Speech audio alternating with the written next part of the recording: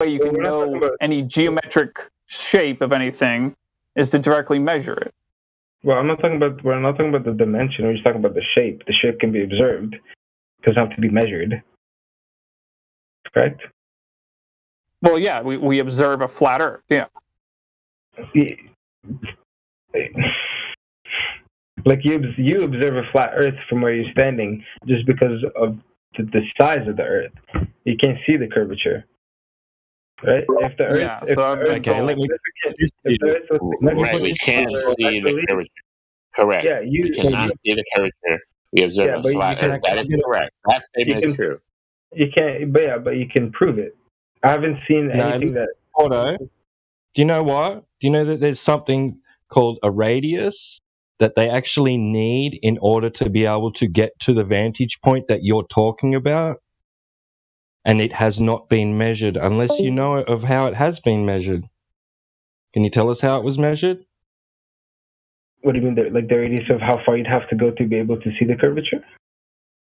The radius of the Earth. Because in order to get to the vantage point that you're talking about, in order for people to view the Earth as a sphere, requires the distance between the center of two masses. That's called radius. Yeah, I know what radius is. Okay. So how was the radius of Earth measured? Do you know? Not exactly. So you thought that you could just go and observe it without measurement, but no, even your side, indeed. Well, I'm not talking about measurement. I'm talking about observation. Yes, but you need that measurement in order to make the observation that you're claiming. No, if you were to go out in space, if you were to go out in space and look down at Earth, that would require a measurement of the radius.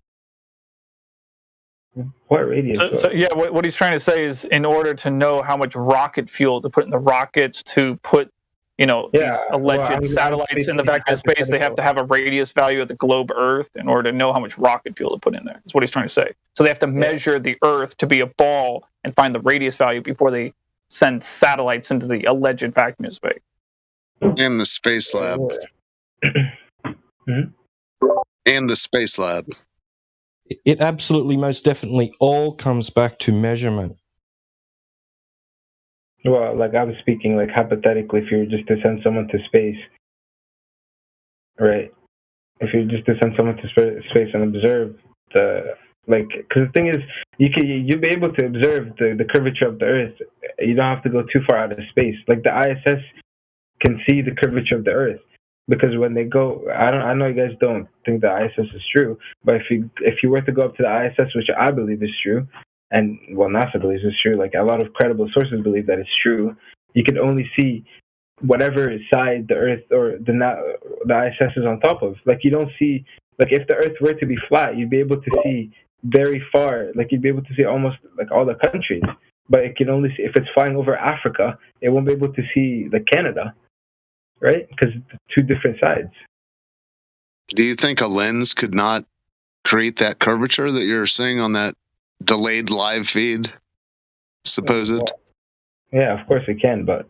Okay, well... You believe that there's a lens. I don't believe that there's a lens. Like, I believe that this is true. What do you mean? It's not... that you don't have to go into belief. Well, you can't just claim everything that everyone's writing. We talked about this an hour ago, if you can believe it or not.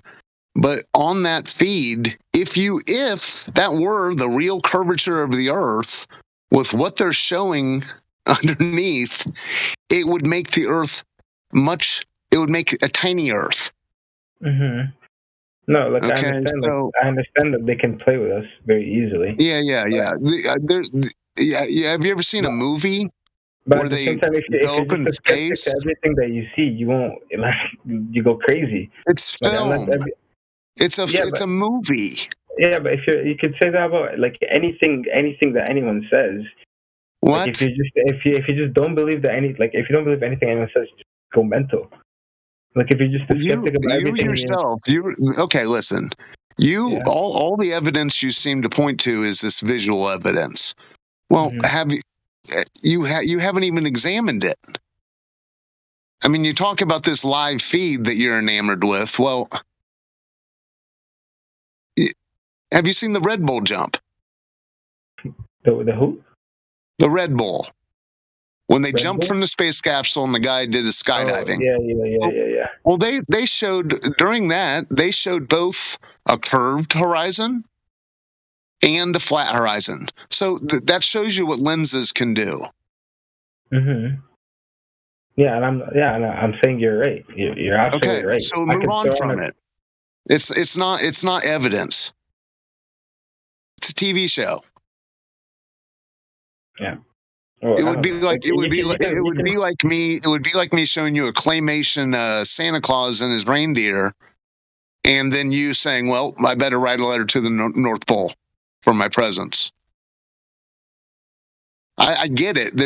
I get it that you believe the narrative, and I get it. The narrative exists. I mean, but yeah, just the narrative and figuring out what the Earth is two different things. I mean,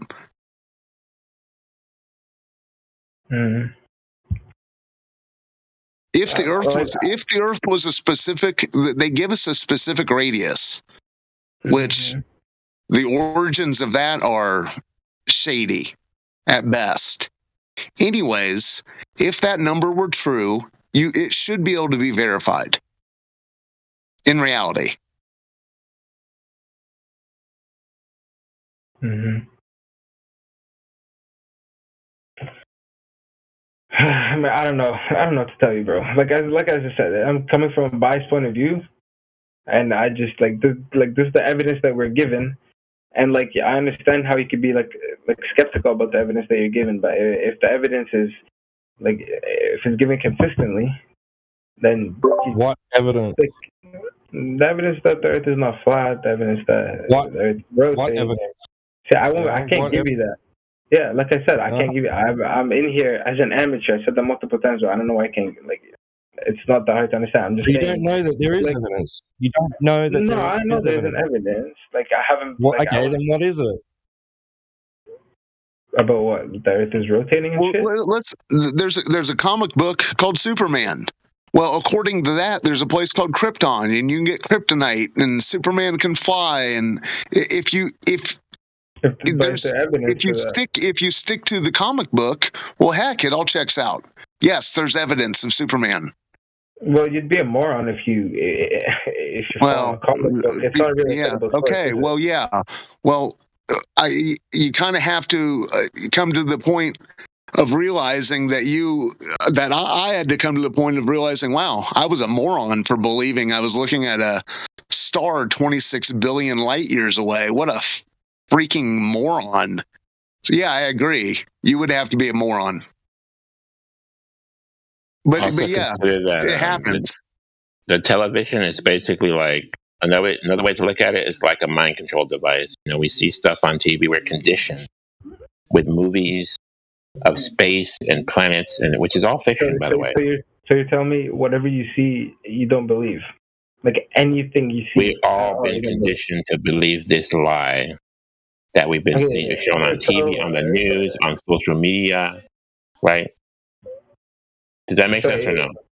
No, yeah, I understand that. But say someone was to recently, a famous rapper was shot and dead. You wouldn't believe that until you see him dead in his coffin underground. If we can't confirm it ourselves, it's just a story. Now that's just skepticism, But here's the thing: there's some things that you can. Yeah. Here's the thing: we're supposed to be able to confirm science. Science does not involve trust. Real science is demonstratable, repeatable, observable. Okay. And you don't need to trust NASA or anybody else. So that's the difference. So we're hearing stories. I don't have the resources. You don't have the resources either. On the news, I think that when they're saving the cat in the tree with the firemen, I think that's true. But all these other stories about, North Korea, nuclear bombs, it's probably all fake. I don't know. We can't confirm it. But the point is, why can you confirm that why are you confirming that the firefighter saving the cat in the tree?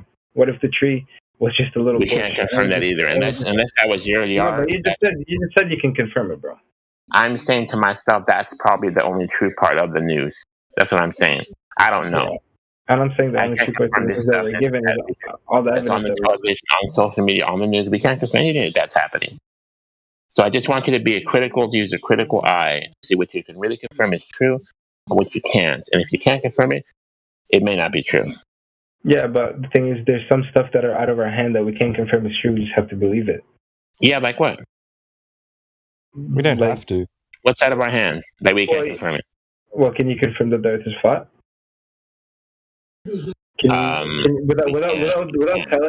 Without telling me?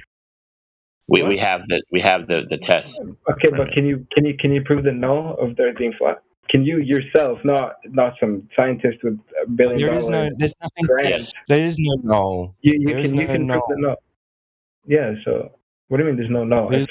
That's not the question. That's not the question you should be asking, Fada. The question you should be asking is, what reason do I have to doubt that the Earth is flat? Can you answer me that? What reason do I have to doubt that the Earth is flat? Yeah. What reason do I have to doubt that the Earth is flat?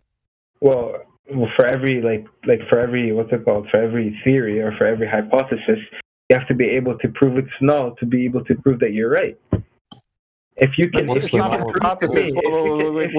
you talking about, dude? It's an observation. So if you make a hypothesis based on an observation, No. You're overthinking this. Let me just be very specific here. I observe that the Earth is flat. That is an observation. There's no hypothesis in there. There's no scientific experiment in there. I observe the Earth is flat. The Earth is flat, to the best of my knowledge. Now, my question to you is, very simple question is, what reason do I have to doubt that the Earth is flat? What reason do you have to doubt that the Earth is flat? You don't have a reason to. Yeah. What reason do I have to doubt that the Earth is flat?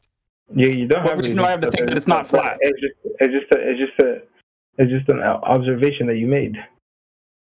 So you can say. I acknowledge that. Yes, it is. You can say, oh, the Earth is flat according to my observation. But until it's proven and the null is disproven, then you could say, okay, that's it. The Earth is flat.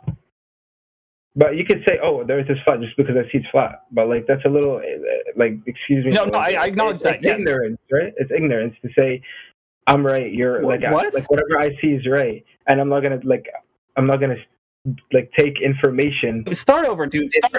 Just when you answer my question, start over, slow down, speak clearly. Okay, it's ignorance. It's ignorance to say because my observation, because whatever I see is the truth, right? Without what's it called? Without taking in any other outside information to try to prove yourself that you're right. Wouldn't that be considered ignorance?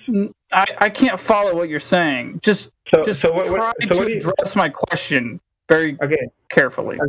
Okay, so what's ignorance? Explain to me what ignorance is. Wait! You're talking about ignorance now. Why are you talking about ignorance? What I said, the statement that I just made a statement, and then I asked you a question. The statement that I just made and the question that I just asked you had nothing at all to do with the word ignorance. Yeah. Why are you talking about ignorance right now? I'm trying to answer you, bro. Well, you're not, because the question had nothing to do with ignorance, and the statement had nothing to do with ignorance. What are you talking about ignorance? The answer is involving ignorance. Oh, well, okay. So you're just trying to say that I am ignorant of someone directly measuring the Earth somewhere and finding curvature, but they never bothered to tell anyone, but someone's directly measured Earth and proved it to be a ball with a radius of 3,959 miles, but no one ever bothered to tell anyone else about it, but someone directly measured the curvature of the Earth and I'm ignorant of it. Is that what you're trying to say? Well, I'm saying that you're ignorant to the fact that other people are doing actual research and you're basing your belief off of an observation that you're making. Here's this research. What the hell are you saying? Here's whatever. There's research argument there's this research that's going around everything's been proven, but we don't know about it yet. Nobody in here knows about it. Actual research. And nobody in here can prove it. This is a real science. Yeah, so I do invite you respectfully to go check that information out. Please bring it back to us because we want to know. Because we've checked on our end and we didn't find that. We found unsatisfying answers, bogus answers, ridiculous art drawings, lies.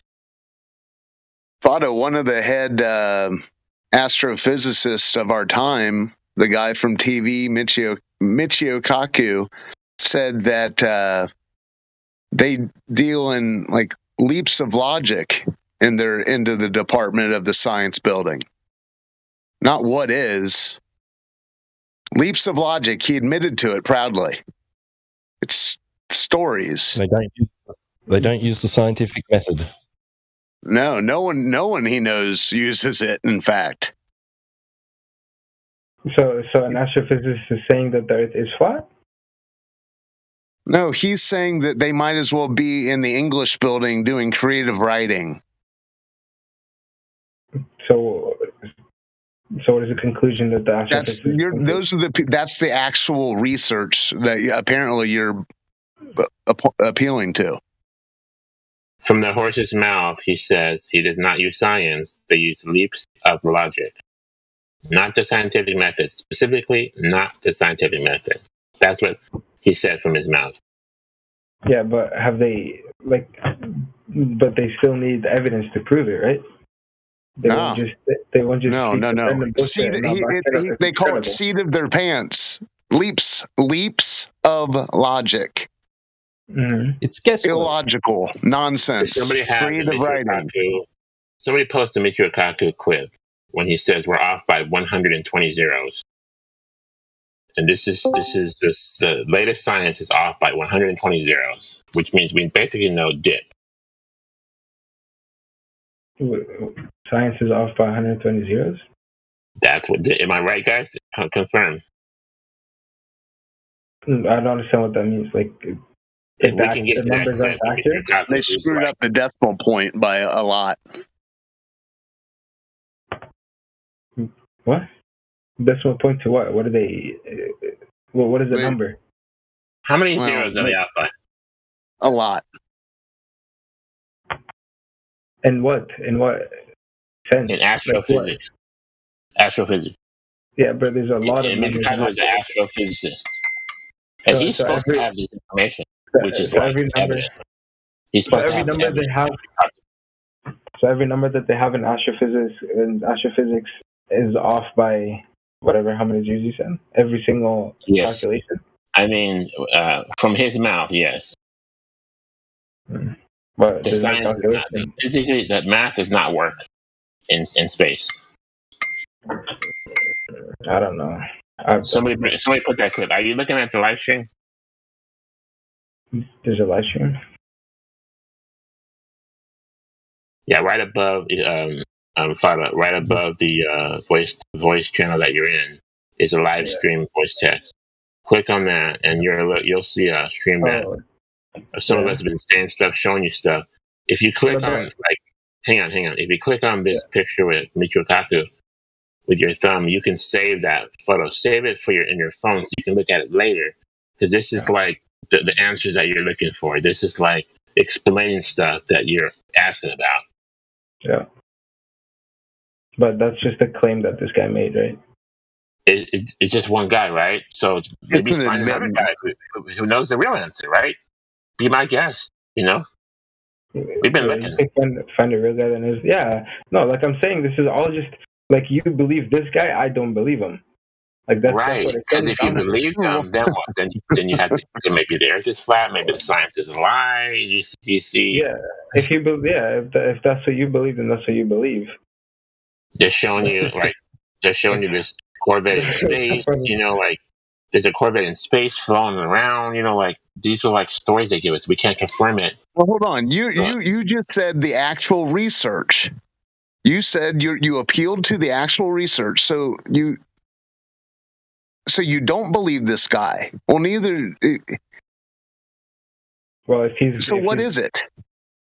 What? This is the actual research. This is the cutting edge of the modern cosmology.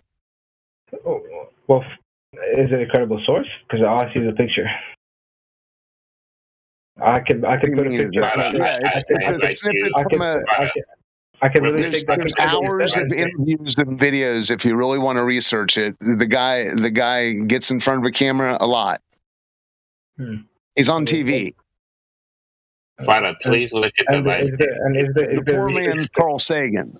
Is there research to back it up, though? Fada, I'm not going to believe one What's guy the point? He's saying he doesn't need. Fada, we've been with you. We've been posting these clips in the live stream. Please save them for your records, because my feeling is that if you look into it, you're going to find out that we're actually right. So please do your own research. Look at these clips. I can send you videos too, and I can tell you to take the time. Can you tell us now? By the way, show us now this evidence or this study. You believe in this white-haired guy. I believe in NASA. So who's to say who's right? Can you show us? Can you show us these scientific experiments that have been done that you're talking about? Because as soon as you can, we're here, man. You know how to get here. Come back. You're welcome back. Can you show me the science and experiment that you guys have done to prove me wrong or to prove NASA wrong? We can, but guess what? Unless you can come to the point where you can see that your information is none, then no matter what I show you, you're probably not going to believe it. Yeah, in the shape of whether or not the Earth is whether or not the Earth is a sphere or not isn't a science question. That's a geometry. Well, at this point, it's a matter of belief between all of us because we can't observe it ourselves. Did you hear what I said? Did you hear what I said? If the Earth were an actual spheroid, which you believe it to be, the telltale signs of the dimensions that is stated to be would show up in reality. Anytime anyone goes to look for this supposed curvature of Earth, it's nowhere to be found. Well, yeah.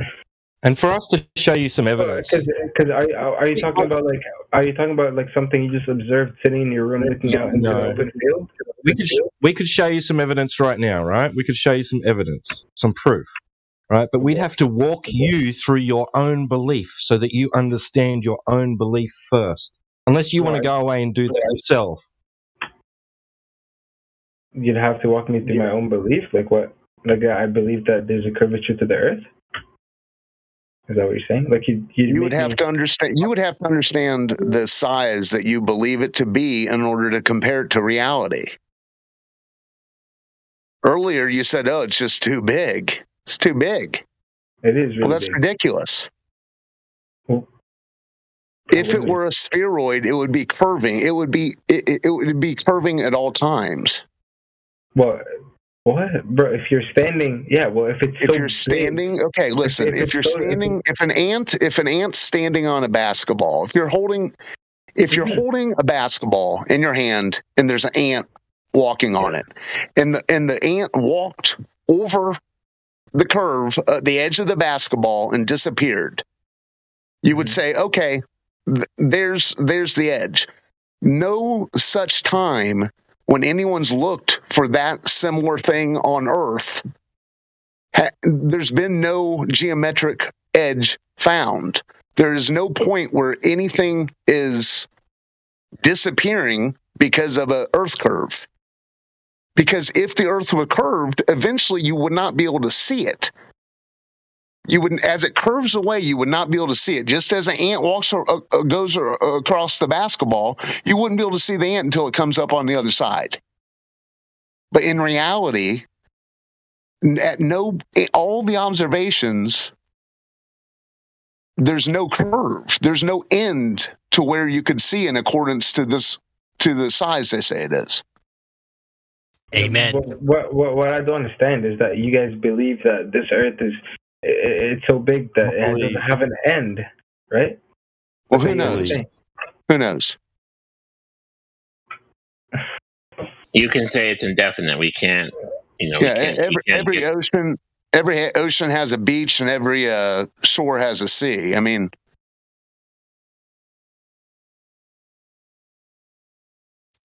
what is he asking? What's at the edge? Yeah, he's been basically jumping around all his coins, and now he just asked. Yeah. Go ahead. Like no, because you guys are saying like you're saying this flat Earth, like we just can't get to the end of it. Like, what So do you listen, mean? with respect to you, Fada, you're what we call like a normie, which is a normal person. Okay. The thing is, you don't know the arguments, you don't know the radius of the Earth, you don't know where you would see the curve if it was curved. That's the thing. So once you learn all the information that of the globe of the real science that you're supposed to know, then you can come back and see if you can figure out how to actually find the truth, right? So there is some work that needs to be done on your part. Okay, that's what I'm saying. And once you know the arguments, they still want to argue, that we call that person a glober, that they can defend their arguments with, quote unquote science. But then we find out that the science actually has nothing to stand on. Okay, but like say you're like watching like a sunset or something, and the sun is falling off. Like what it looks like, the sun is falling off the edge of the Earth, right? Because the sun will come down all the way to the horizon of the Earth, right? Yeah. And then it would just start disappearing. So, like, let me ask you this: have you ever seen streetlights in the distance, and the top of the streetlights angled downward? Have you seen that before? The top of the streetlights angled downward. Like, line up streetlights like 2 or 3 blocks, and the top of those lights are angled downward. Yeah, so right? Like if you keep going further, you'll see less and less of the light. Right. So we're not saying that the streetlights are getting shorter. Everything in the distance gets towards the horizon, goes towards the horizon as it goes farther out, and it eventually will vanish into the horizon. So the sun does the same thing. The sun will vanish into the horizon, just like those tops of those streetlights. I mean, I see 2 blocks or 3 blocks. Yeah. So, I see where you're not because the Earth is curving, for example. Well, you can understand that. I appreciate that. That's just a real basic analogy I have for you. So if I told you the story that the sun was rotating, the Earth was rotating around the sun, you could believe that. But you can also believe that the same thing would happen. The same effect would happen on a flat plane. That's what I'm telling you. The same as those streetlights will vanish into that horizon. The angle downward. What's the logical conclusion of this angling downward of these streetlights? The logical conclusion is they vanish from being distant, from appearing smaller and smaller, and eventually you can't see them. Yeah, that happens on the but there's just not enough evidence for me to believe that. Right. So we're just inviting you to stick around. Find this evidence. Look at both sides. Be honest with yourself and be impartial, and then see where it goes. That's all we can invite you to do. Yeah. And we're glad to have this talk with you. Okay. Yeah. Anyways, I gotta go to bed, bro. It's 4:20. I got school tomorrow. All right, man. Good night. It's been a pleasure, boys. Again, I guess. I appreciate that. I think that went well. You started spiraling at the end, huh?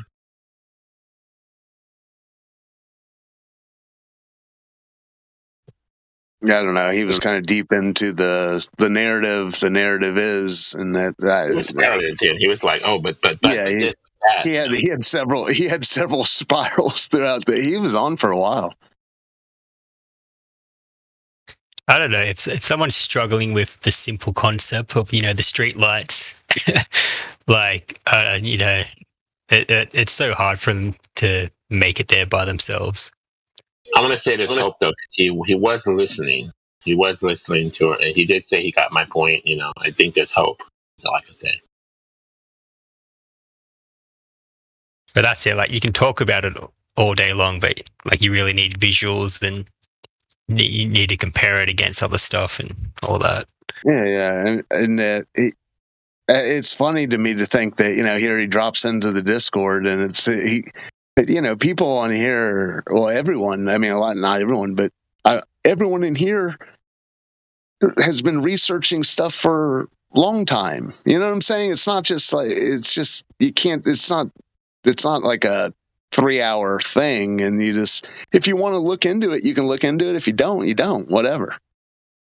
But it's funny to me to think that they just drop in here and it's like they expect in 3 hours. Well, you didn't believe it. I believe it. Oh, fine. Who cares? If he set the record for saying the word believe, he was getting a kick out of it at first, and then I think he realized how ridiculous it was. But if that's what he's here to do, to tell us what he believes, so be it. Excellent. But it's crazy when they a lot of them do this, whether it's DeGrasse Tyson or Michio Kaku, they'll throw them under the bus and they just form their own cosmology. I don't think he really realized that he was doing that. It's wild to me to think that, though, considering how many decades of research into moon landing and stuff like that, before, even the idea of it all unraveling with flat Earth, it just cracks me up. Just goes to show how strong the deception is. I tried to bring up the television, but I don't know if you got that part. That might have been over his head. Yeah, it also cracks me up when they act like the whole globe solar system thing is completely foreign to us. Like, huh? You mean 9 planets? Oh, it cracks me up. What's going on? I mean, did they think we live under a rock? I think you guys all make good points. I'm glad you didn't bash him too hard because, like, if they get defensive, then they don't hear nothing. There's no name calling. That was good. He was semi-polite. Yeah.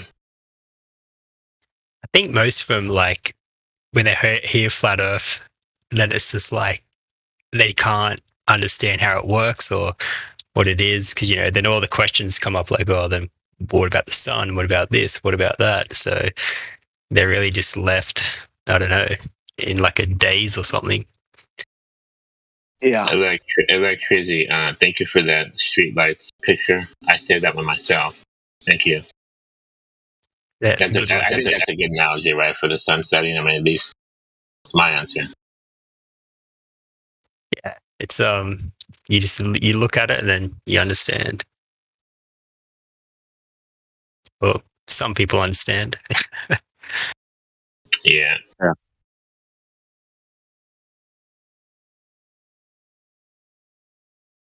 It is funny because the sunrise sunset thing, when you start watching sunrises and sunsets,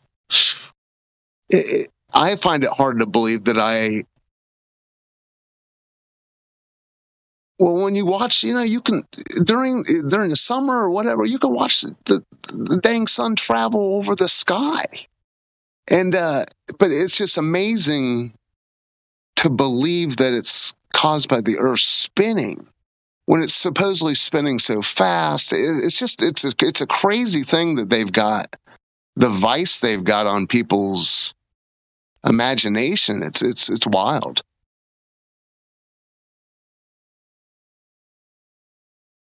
And then that flat Earth, that's a good word to use. It's a vice.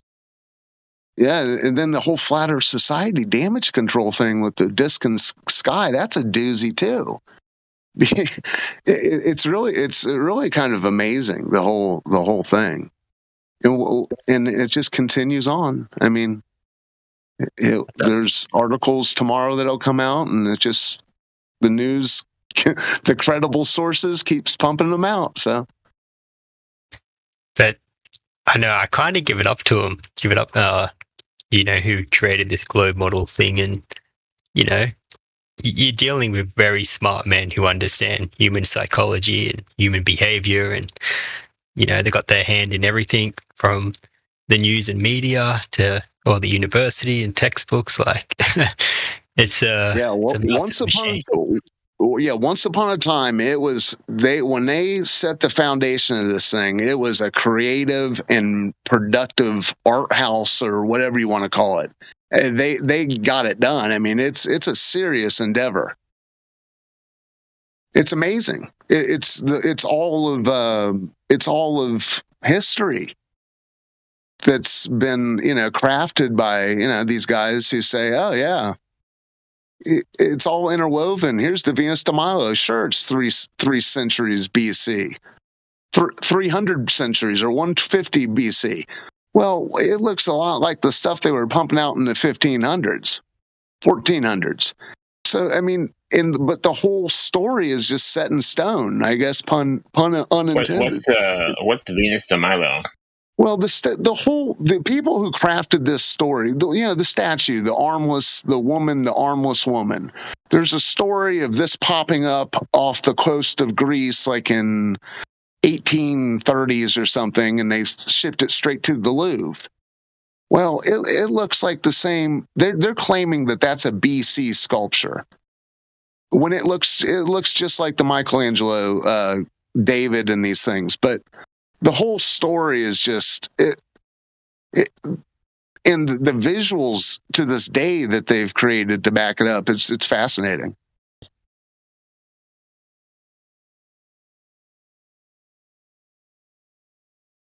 Yeah, I guess one thing when I talk to like reasonably smart people, who've been to university and have degrees, and talk about the scientific method, and even that, like, they can't wrap their head around it or something. I don't know. It's like they understand the scientific method, but still believe in all these things.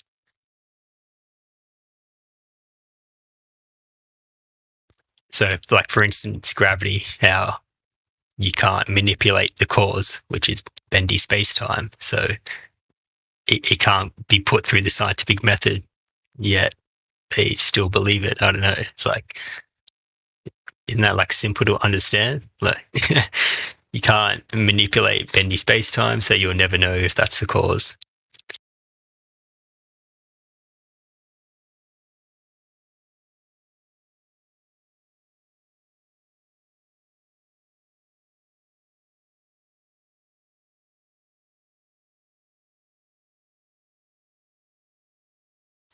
Yeah, I got to admit, I kind of like when they bounce back and forth. I'm no expert in physics, but when I hear them bounce back and forth between Newtonian and bendy spacetime, it cracks me up.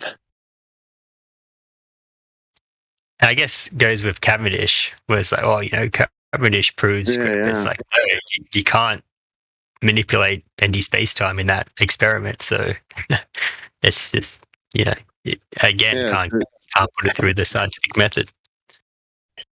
And he brought up the Foucault. He thought he had us with the Foucault pendulum. He was going to. He sure did. Went for that. So I guess for that, I love the cranes. Wouldn't the ball and the cranes be moving? Yeah. So with the pendulum, I guess they say the cause is the spin of the Earth. So you would have to manipulate that, which is you would have to stop and start the Earth spin to see if that's the cause, which again you can't do and fails the scientific method. Also, the fact that you have to spin the thing to get it going, because if it was a delicate instrument, wouldn't it just spin by itself? You see, that's my argument. Yeah, again, only these special pendulums do it, so yeah.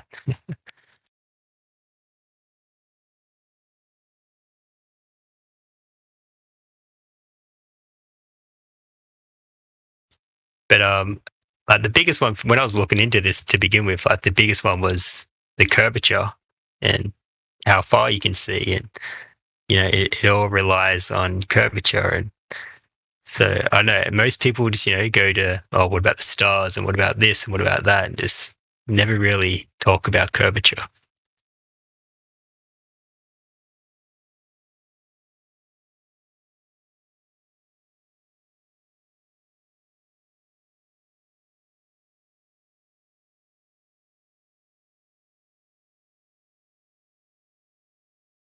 Well, didn't he hear him? He said you can see it on TV. That he mentioned this. He mentioned that a bunch of times. Yeah. Yeah, he's right. You can see it on TV. The curvature is in the moon. It's in Jupiter, so it has to be on Earth. Just common sense. Yeah, it's crazy. I was just talking to my friends before, and they're talking about asteroids hitting Earth and stuff, and I'm just shaking my head, and it's kind of hard. Like it's like I can't say anything.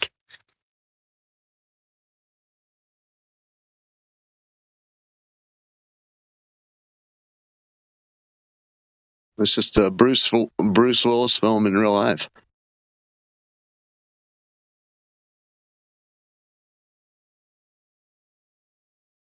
But I think space is a big one. Like once you realize space is fake, like I know it really hits you. Just like holy shit! Like what the hell? Yeah. Yeah, after decade plus of enthusiastically looking at the NASA stuff, being enamored by Hasselblad. Wow, they did it. And after looking at that for decades, realizing it's all the images are all fraudulent, I still believed in the space, in the nothingness, in the expansion, and it's crazy. I was like, well, yeah, they didn't walk on the moon, but damn, the stars are still. It's possible I'm seeing a star that fizzled out 26 million years ago. Yeah, I used to watch space documentaries like everything on YouTube, and I remember getting frustrated and all the CGI. This is like before Flat Earth, and I was just like watching it, and I'm like, man, so much CGI. Like, why don't they just show me some real shit? Like, fuck it. And I'll kind of like ignore it and keep watching it, and now I realize. Why does that galaxy look like a food coloring dropped in vegetable oil? What's going on there? Is it 36 million years old that you saw it then? 36. I said the possibility of 26 million years ago. I'm seeing a light that's burned out. I was mocking the idea that stars were millions of light years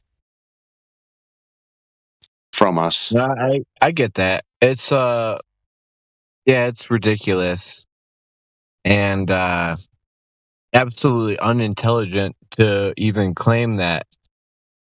Well, it's whatever. Ignorance is bliss, and how would you know any different? But it does take some mental gymnastics.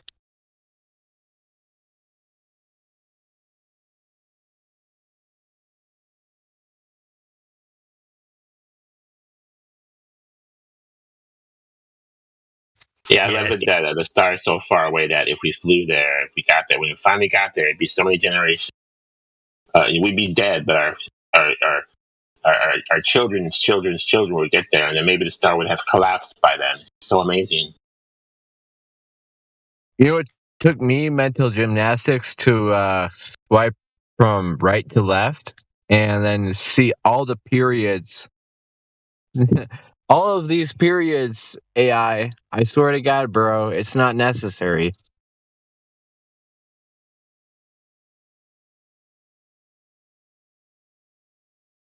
But that's it. Like we've all been given the story, and new people coming into this. I don't know. It's just like they go back to the story and they reaffirm the story, and it's like, no, the story's like this, and go into detail like you haven't heard it before.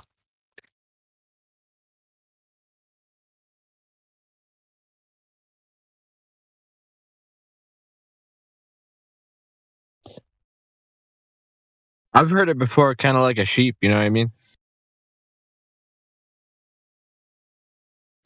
And I guess that's it. Like you see people, people that can challenge their beliefs and research and look into it and go into it in detail, and then others who I know just really can't do that. I guess they don't have the time or whatnot.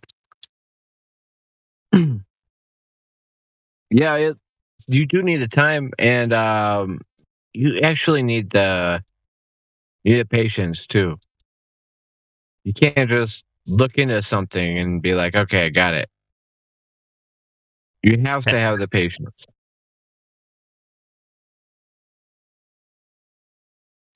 Yeah, I remember like looking at curvature things, and I'd have like the curvature calculator in one window, and then long distance photos in the other. And oh man, for like 3 months straight, I just looked into that just to really understand like what was going on.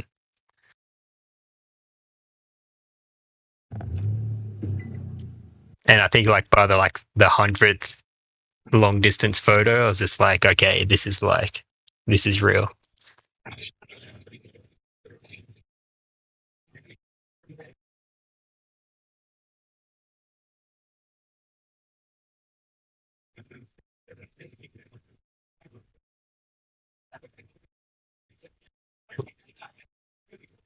Are you kind of breaking up on me?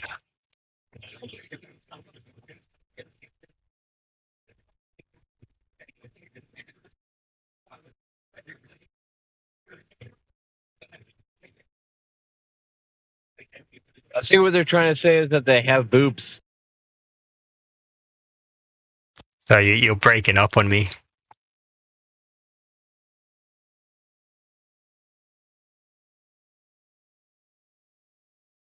I think the amazing. Sorry.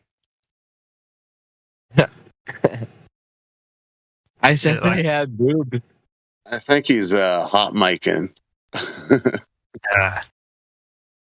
I think the amazing thing on all this is really rediscovering our world and trying to figure out what the hell is going on, kind of how things work. And it's another one that still gets me is the star rotation. How you got the kind of the North Pole or the Polaris and the Southern Star. I forget what it is, Octavius or something.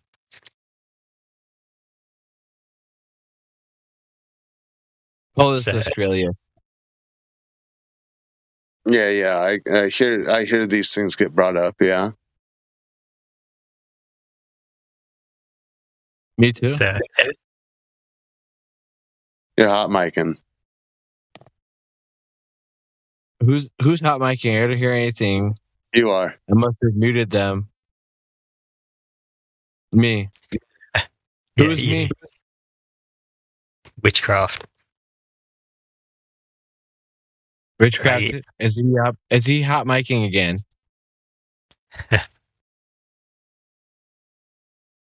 I think one big thing for me is like a map. Like I just want to see what this place is, kind of thing. If there's some kind of accurate map, or I don't know. There's no accurate map. I just don't see why. I know we couldn't do that. Like, you can map out a town, you can map out a city, you can map out a state, map out a country. It's like, why can't we map out the world? Dude, you can't even map out the last 3 hours of your life, dude. Get real.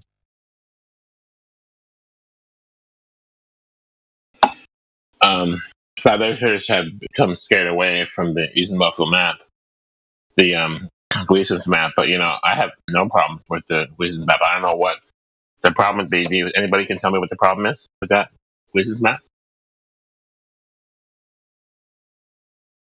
I'm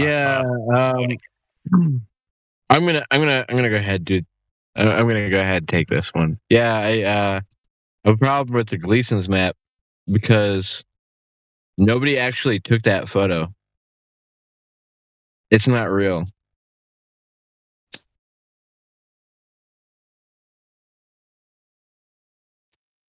I get what you're saying, but But if it was real, there's no problem with it. I mean, they can't be something wrong with it. Like I said though, before, is that I've never taken the photo, and that basically means that if I don't know how to tell you're wrong, I don't know how to tell you that you're right. Right. At the same time, like it's too much that I just don't know. And I'm sorry, but all the globetrotters out there, I'm sorry, you're really fighting an uphill battle. You've basically conceded the fact that you don't already know what's already been given to you, and you can't determine what's been given to you in counterpart, right?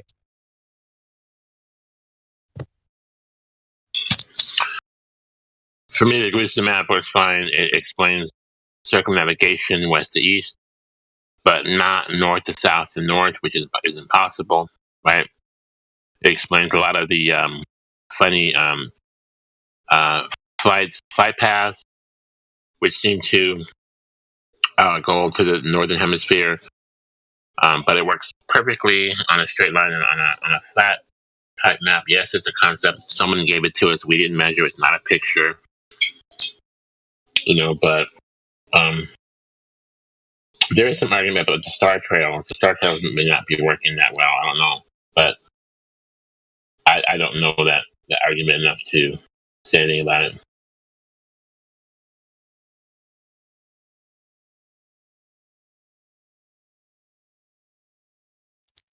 I guess, yeah, star trails is, you got the Polaris, North Star. Like, so if the stars are spinning around us, above us, in a circle, then, yeah, we would see that effect of Polaris, the North Star. But it comes down to the Southern Star now, where it's like, it seems to be rotating around a Southern Star also. And on the flat Earth map, I know. I guess, like I say, it shouldn't be doing that. It should just be skimming the horizon.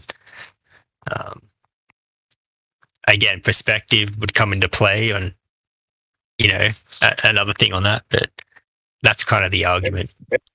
Hey, Elect, what wouldn't work on what kind of model? What are you talking about?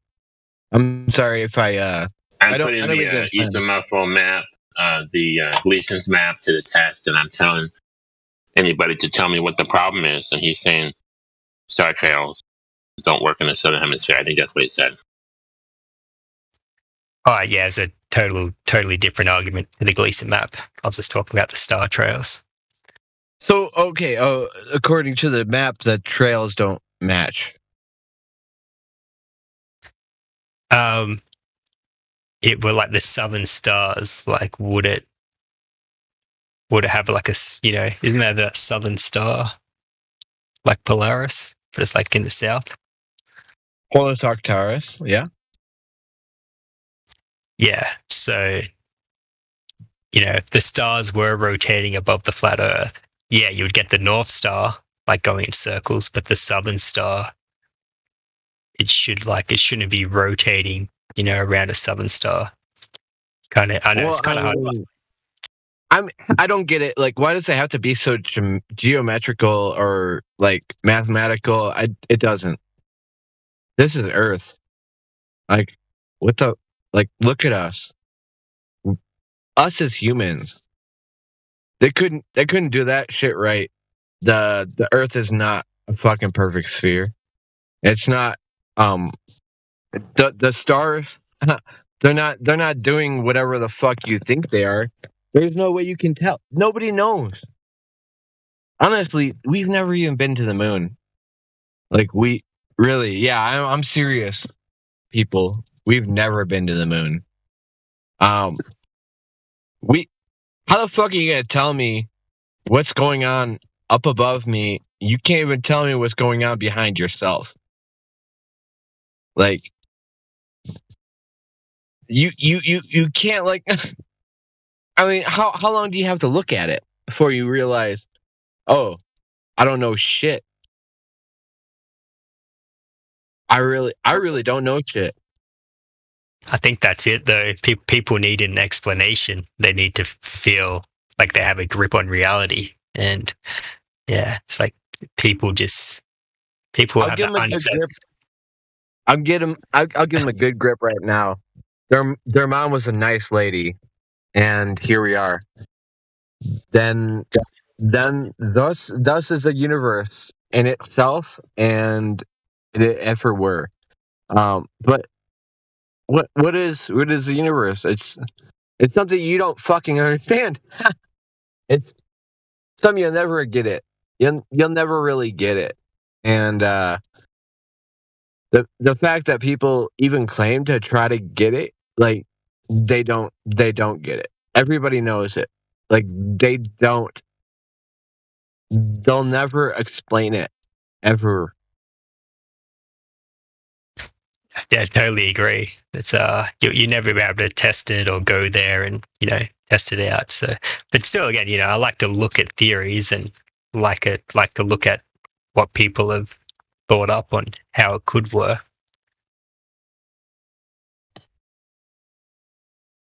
Quickest way I can fall asleep is listening to the quantum theories.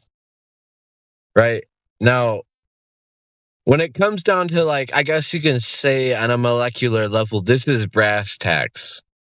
Now, man, they're going into such detail to the point where at some point, like, the audience must be lost. Because there's no way that you can understand this to be an actual fundamental principle that really creates the whole entirety of our understanding of this possibility of universe, right? We don't get this where everybody always misunderstands this, right? It's for a reason. It's because it's not understandable. You can't explain things on a quantum level. Like, you'll never be able to. Like, you're not on a quantum level. You're not even married to this thing. There's nobody that's going to be able to explain it. And I find that extremely interesting because this is basically the building blocks of life. We're misunderstanding the fundamentals.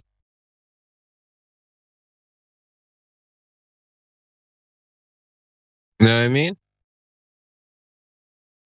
Yeah, that's why I love Flat Earth, because you kind of rediscovering everything. Are you trying to say that we didn't get here by evolution? You said that way too fast, bro. Are you trying to say that we didn't get here by evolution? I find that's a good topic to start before Flat Earth with people, because if they can't get evolution or see through that, then yeah. Oh yeah, I've determined the fact that evolution is wrong just because the fact that light still hurts my eyes. Yeah, I still get sunburn. I still get sunburn. Exactly. That's not evolution. That's devolution. Yeah, and there's not a day that goes by where I couldn't use a tail, to hold like something else. Yeah, where's tail evolution exactly? Where's our tail? Humans don't have a tail. Just think of the sexual applications for a tail in the bedroom. It's innumerable. Oh God, yeah, I could. No, I'm not gonna do this. I'm not getting banned again. But yeah, you're right. But at the same time, like, where's evolution in a tail, in the lack of tail? Like, we don't need a tail in a human body to balance ourselves, right? Or we don't need it to express ourselves. So is that evolution, or is the fact that we lost it is a devolution? Because that would have really helped everything out. Like, that would have clarified, I guess you could say, like, with a little bit of wagging. But we never got that. We never had the benefit. I don't think they believe in devolution. I think it's only evolution. It's evolution to lose your tail or gain a tail, to get taller, to get shorter, to go underwater, to go into earth. It's all evolution. Sprout wings, start flying with wings. if I were to fly with wings into the ocean and discover a cavern that was something I probably could survive in, right? Let's say underground, right? It had no venting or whatever. I had 90 hours to live inside of there with whatever oxygen was supplied to me. Now, did it matter really, like, if the Earth was flat or not? No, but it did matter the fact that I could actually use that oxygen to escape, right?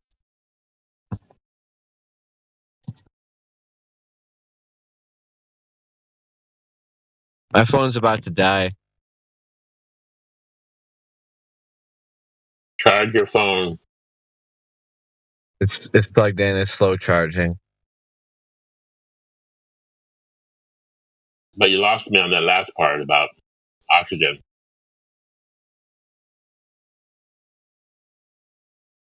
Yeah, short of breath myself, bro. I'm gonna have to leave, bro. I'm sorry. See you tomorrow. Yeah. Have a good night, and I love you.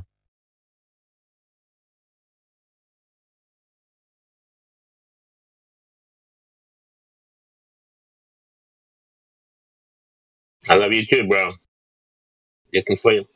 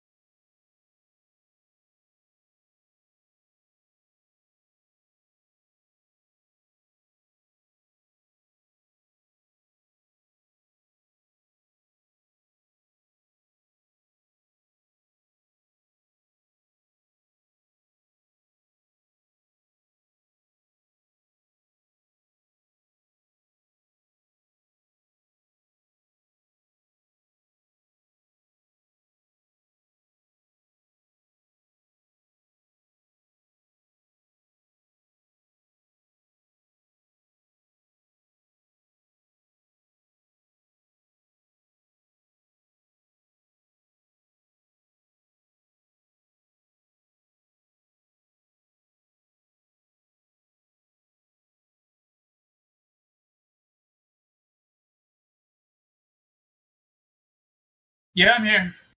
Oh, great, man. Let's take over while the flat earthers are not here.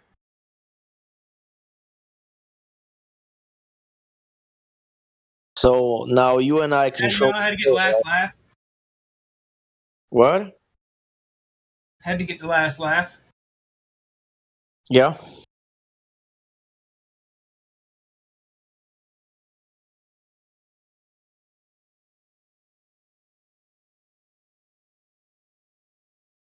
So what do you think the shape of the Earth is, my friend?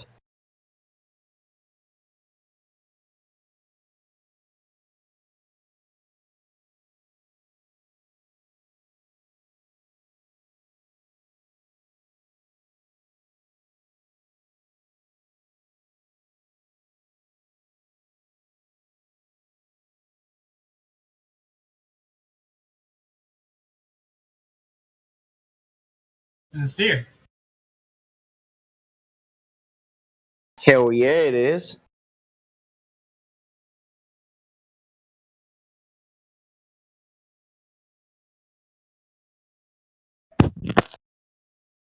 So that's it. We're not discussing anything further. I'm listening. I'm always listening. Well, we should talk. Not it's free now. Like nobody's talking, so we can just take over. Do you want to go to space? Yeah. Why?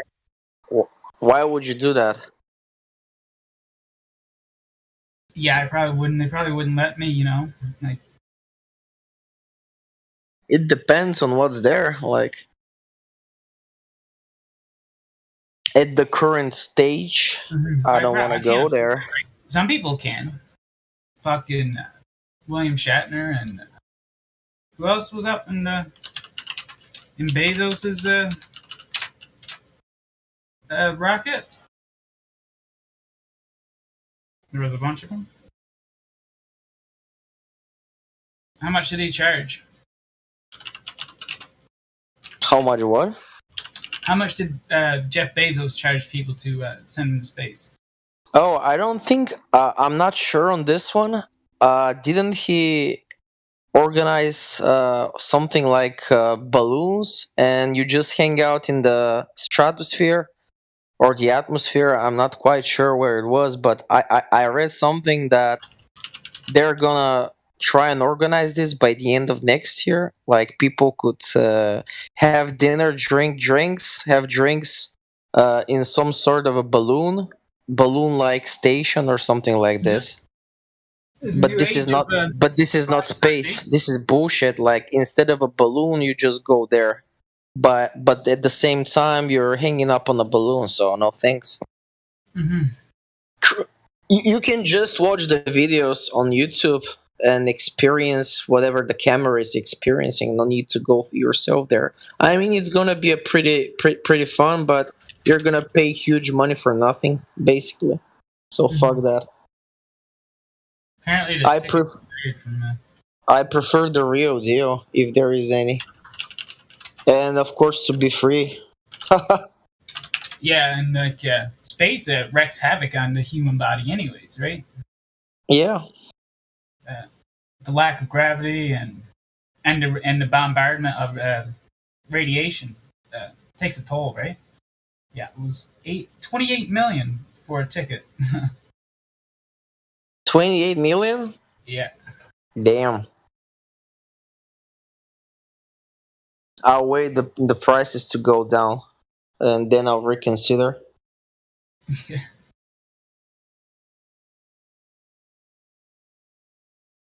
But yeah, we're spinning, guys.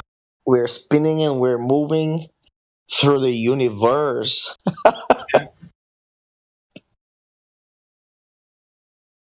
It's hard to comprehend. Yeah, I mean, they're lying about lots of stuff. It's impossible. Everybody's lying about something, but they're not lying about this. What do you think? Because it's pretty obvious that you can observe and you can actually test the movement of Earth, but they don't accept it anyways, right? How many people do you think do actually know? You know what I mean? Well, I don't want when I talk with these guys, I don't when I ask my questions and they started changing the subject always or discrediting what I said or they just contradict themselves. So I don't go any further than that in some cases. Yeah, But basically, you don't have to be a scientist. You don't have to use mathematics or anything. You just have to use your common sense because you're human. You're not animal. You have brain. You have intelligence. So you just go out and observe the moon. That's what I told them each and every time. You observe the moon, you're gonna see the same face of the moon each and every time, and everywhere on Earth, people are seeing the exact same face of the moon, no matter where you are. That's it, and they just discredit that. So I'm not going any further. It's just yeah. Well, because of the moon observation doesn't. doesn't prove Yeah, anything, the blah moon blah. doesn't But rotate on they're its saying axis. the exact same thing. They're The saying moon, like this guy Orion, he said, "I observe flat, so the Earth can't be round, right?" So some but stuff the like moon that. does not rotate on its axis. That's why you're always seeing the same face, of the moon, right? Exactly. Yeah. It, the moon doesn't rotate. Yeah. We are. Yes. Yeah. That's it. And not only this, like I also when they brought up this star, what was it, Polaris, the biggest and furthest one, or something like that, right? Polaris. Was it called like Polaris? Yeah. I'm not going to stars, to be honest.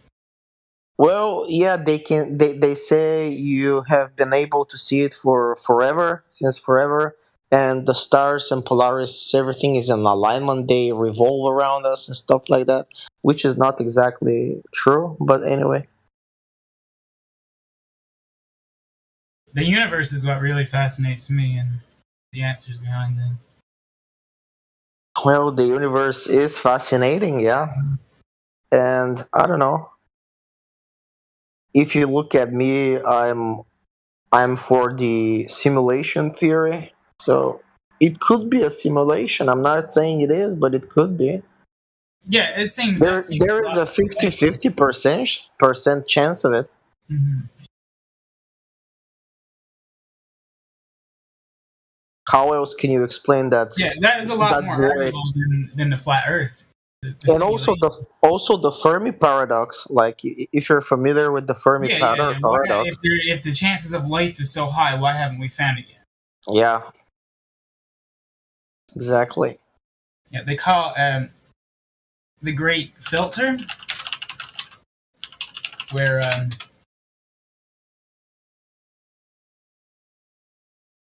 yeah, it's just so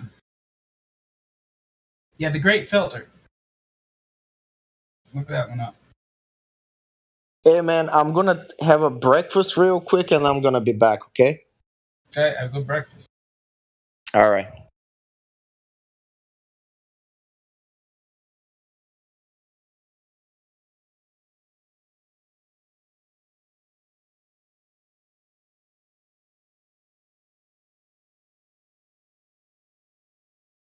What was he saying about the moon? I didn't get that.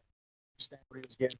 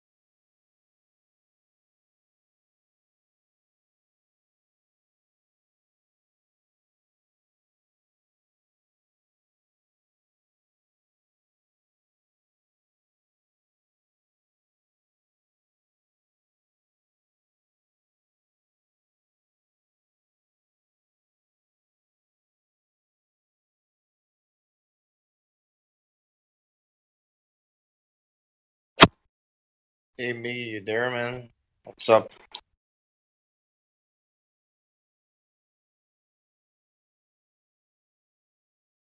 Yeah, what's up? How are you, man? Do you want to talk about the shape of the Earth? Yeah, we can talk about whatever. Nah, you talk about it. We well, I do a lot of research in the morning. My morning time is research time. Oh, okay. Mind, body, and soul. What do you research? I talk about it in the morning. Well, I read a lot. Also, I look at what best diets are out there. The best one right now that I've been researching, and I've tried different ones, but the one that I've seen that actually works better for the body is keto carnivore style. It's really healthy for the body, and understanding like the different ways of like how people propose eating and your gut health and everything that needs to be ingested with the body. So there's a lot of research and time that I spend on like all these things and meditate on good words and just being one with the earth and that sort of thing. So one with the earth? Yes. We're so disconnected. We're disconnected, bad boy. And the idea that I'm telling you, like, from my learning all of this, it brought me closer to like who we are as people and what we need to be connected to. We're so disconnected from like earth and reality and everything that it is that we don't know how, like, we're just beings like mind, body, and soul. Think about it this way. We're supposed to be connected in every way to each other and the earth. And we don't know how to do that. So we're just like lost children in the woods. And so understanding that the way to be actually guides us back to the point of origin, how we, like what truth is. And truth is the knowledge that the world around us was always telling us all along that we were ignoring because we think that we're so educated and enlightened and we're disconnected really in reality. And I'm trying to like just help people learn that. I can't make people learn that. I can help people learn that. But it's up to you, I can give you the knowledge, but I can't make you think. And so what do you think about monkeys? They're an animal. What do you mean what I think about them? I mean, why do they share like 97% of our DNA? They were made of the same stuff we were made of. That's why.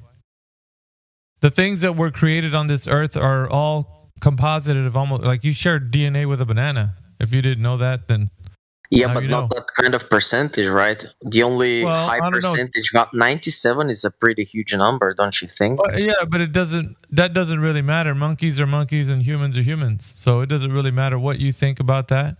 We were all constructed from the same thing. So I have a different perspective. However, you might have a different one as well. But from the way I'm seeing it, we were created beings in this place that we call Earth. And, we were all made of the same ingredients, the same things. So if we have similarities, that's okay. I don't think that the way I view it, like there should be, like we came from those guys because I wouldn't see it that way. No, I don't think we came from them, actually. No, but I'm not saying you saying that, but like there is a narrative that would say that we are distant relatives to those. And even further back, we were distant relatives to the rocks. Yeah, I don't buy that. I don't buy that narrative, to be honest. Well, there's a lot more, right? That's combined with that narrative, like abiogenesis and where people began, like life and all that. So there's an idea that we were once made from like rocks. There's a narrative that says that long ago, from where everything began, life on Earth, that it rained and rained on the rocks, and then the rocks split off into like one cell living organisms. It's crazy. The story for that thing is like so strange. I don't buy that. I buy more the understanding that we were actually made the way we are. We were created, already developed as people. By who? And the creator. And who created the creator? Well, that's your journey. Now I can't tell you, but the way I see it. Yeah, I asked what you see. Yeah, from my perspective. It's mainly the creator of the God of the Christian Bible. So for me, that's the narrative that I'm living, the truth that I live, because it fits everything that I could see the truth in that, for me, it reigns true to my heart. So I see it as that is the way. And there's a lot of people that would disagree with me, but that's fine. That's their life. That's their walk. This is my walk. Yeah, I just want to discuss I can tell you my life. So have you watched the movie The Book of Eli? Yeah. And oddly enough, you know what I'm gonna say, right? Yeah, go ahead. No, I mean, you've watched the movie, obviously. So don't you think the same way you guys describe how they're indoctrinating us from childbirth and so on? Mm-hmm. If you've watched the movie, you see the exact same opposite. Like, they created the Bible to control people with faith and stuff. So it's the same thing, just the opposite, the other way around. I don't know if I got that with that movie or not. I got it more like that was the movie about, yeah. Well, maybe that was the way you took it. I took it as they were preserving something that was actually like they were trying to control the book. They wanted it for power. The roving gangs that were around, they wanted that book because they knew that book held the information, and they wanted to control it because to them, the contents of the book was going to release, because so the contrast you saw was humanity in a post-apocalyptic world. It was like really bad. Like everybody was like, they didn't know how to live, and they were just living however. And that book contained the knowledge that was the keys to how people should live right. And so they were fighting for that power, because it was like that. The one who controls that book controls the power of how people perceive life. And if they give it out to the people, and what Eli was trying to do was to preserve that. He wanted the goodness of that book to get out to the public. So he didn't want to let it get taken by people that just wanted to control it for power. It belonged to the people. And so he wanted to make sure that it was going to belong to the people, and not just these people that wanted to hold it for power. So the idea was, you could take a look at it in this world. People with that knowledge wanted to always use that knowledge for power, not for the people's benefit. And so it's always been for us. The knowledge in that book is meant for spiritual growth and us to connect to the world. But they wanted to lord that power over us and say that you can't understand this book. So, and I'm saying in reality, in our history, that has been that way. That's what they have been doing to us. Yeah, that's one point of view. But if you connect to Earth, if you're one with Earth, I can still cock my gun and I can kill you. So you can do Earth. You can do whatever you want. You can do whatever you want, but because I can't control what you think, right? But here's the thing about it. Like, the person who's connected, it doesn't matter like what happens to them. They know their path. Their path has always been whatever it is that the Creator has led them to. So you can say I can do whatever I want, but in their mind there's destiny, and there's always a way that was always supposed to happen. So they're always ready to become one once again with the Creator. So you haven't taken anything away. You've actually let them gain something that they've always wanted to get to. So it's not like if you start doing something bad, you have to pay for your crimes, right? So it depends. If you do well, in certain places, if you do evil, what happens is people will hunt you. You'll be the one that they go after. And it depends.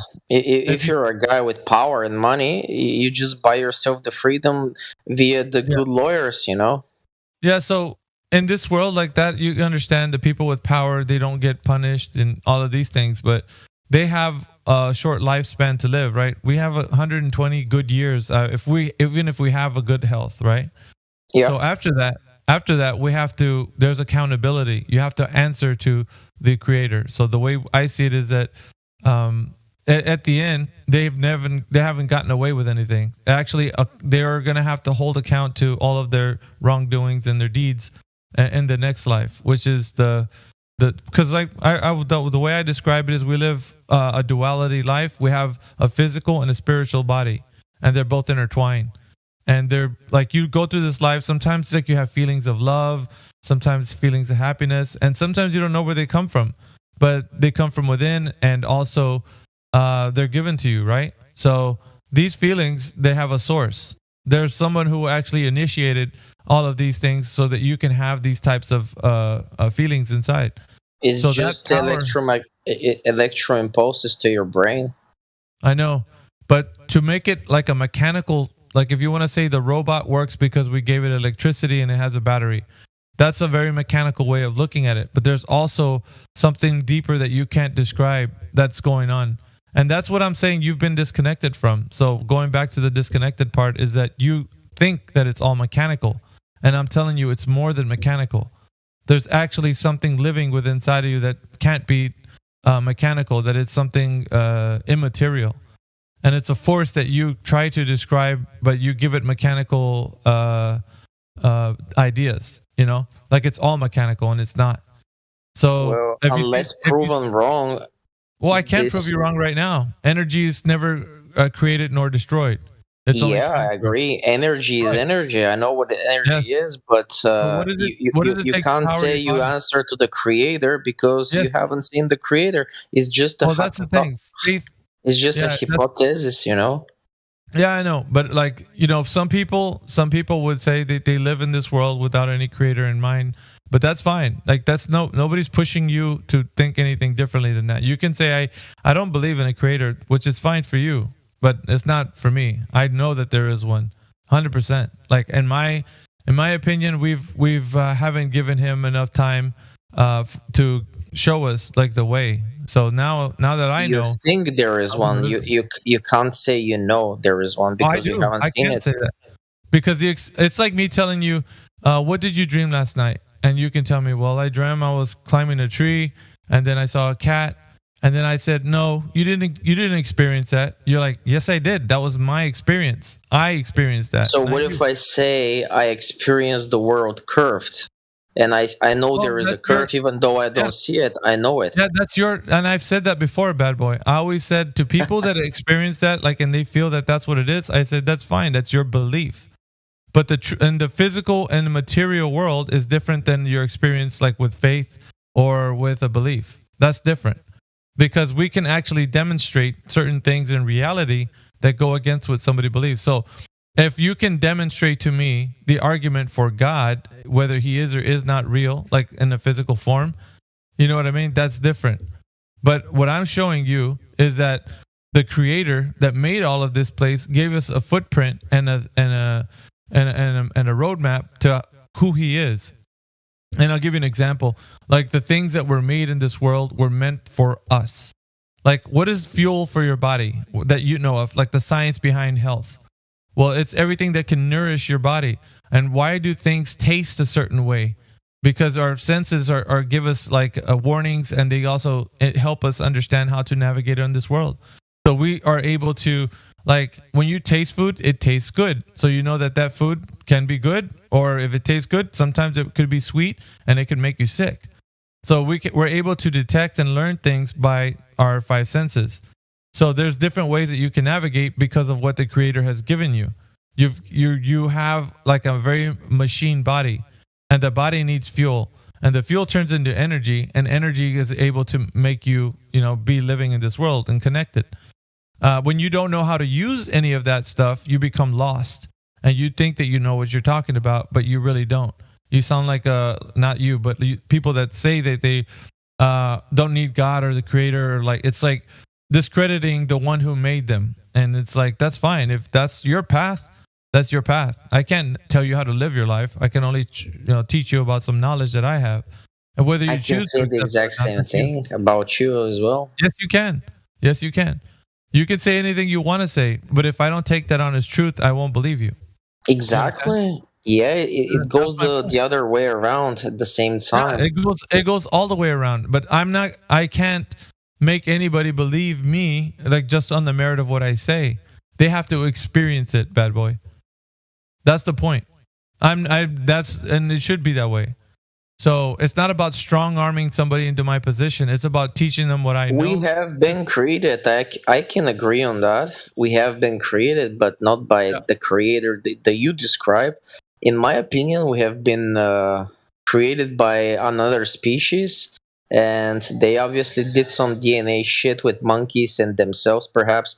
That's where the other 3% difference come from. And if you think about it, 3% is not a lot, but if you compare ourselves to the monkeys, even though we share 97% of the DNA, look what the other 3% give us, like intelligence, real intelligence, the way we experience it. And look what we have achieved in just like 150 years. Look what the world has been like 150 years ago. And look what it is now.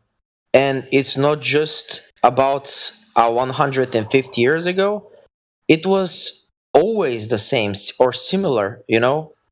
We didn't have anything in this world, like even population. Look what the population has been during the 1800s.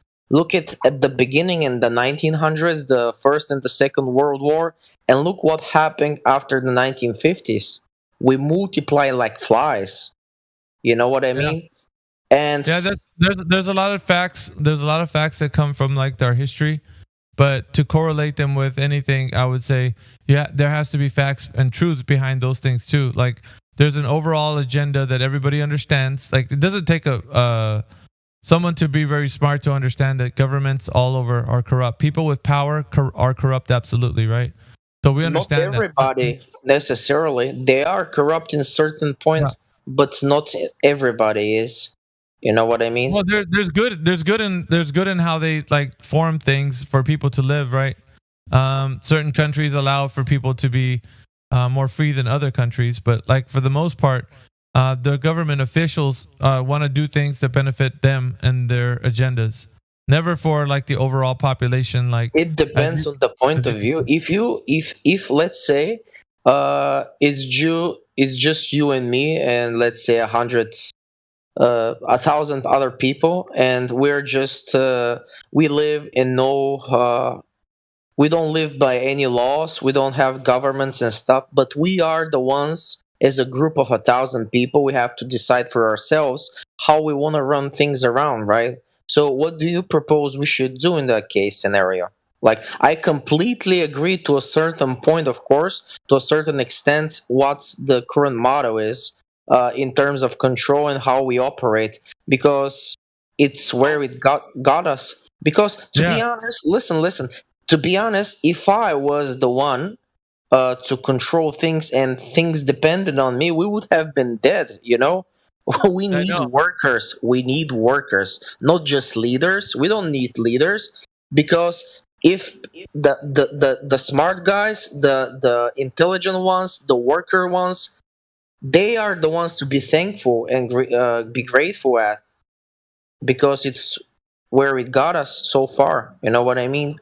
So if it was you who was about to decide what motto should we live in, because you don't agree with governments, and I don't as well. I don't, to a certain degree, of course, but in general, I think it's a good motto. Because do you know what's gonna happen if it ruins up? It's gonna be an anarchy. It's gonna be chaos all around the globe.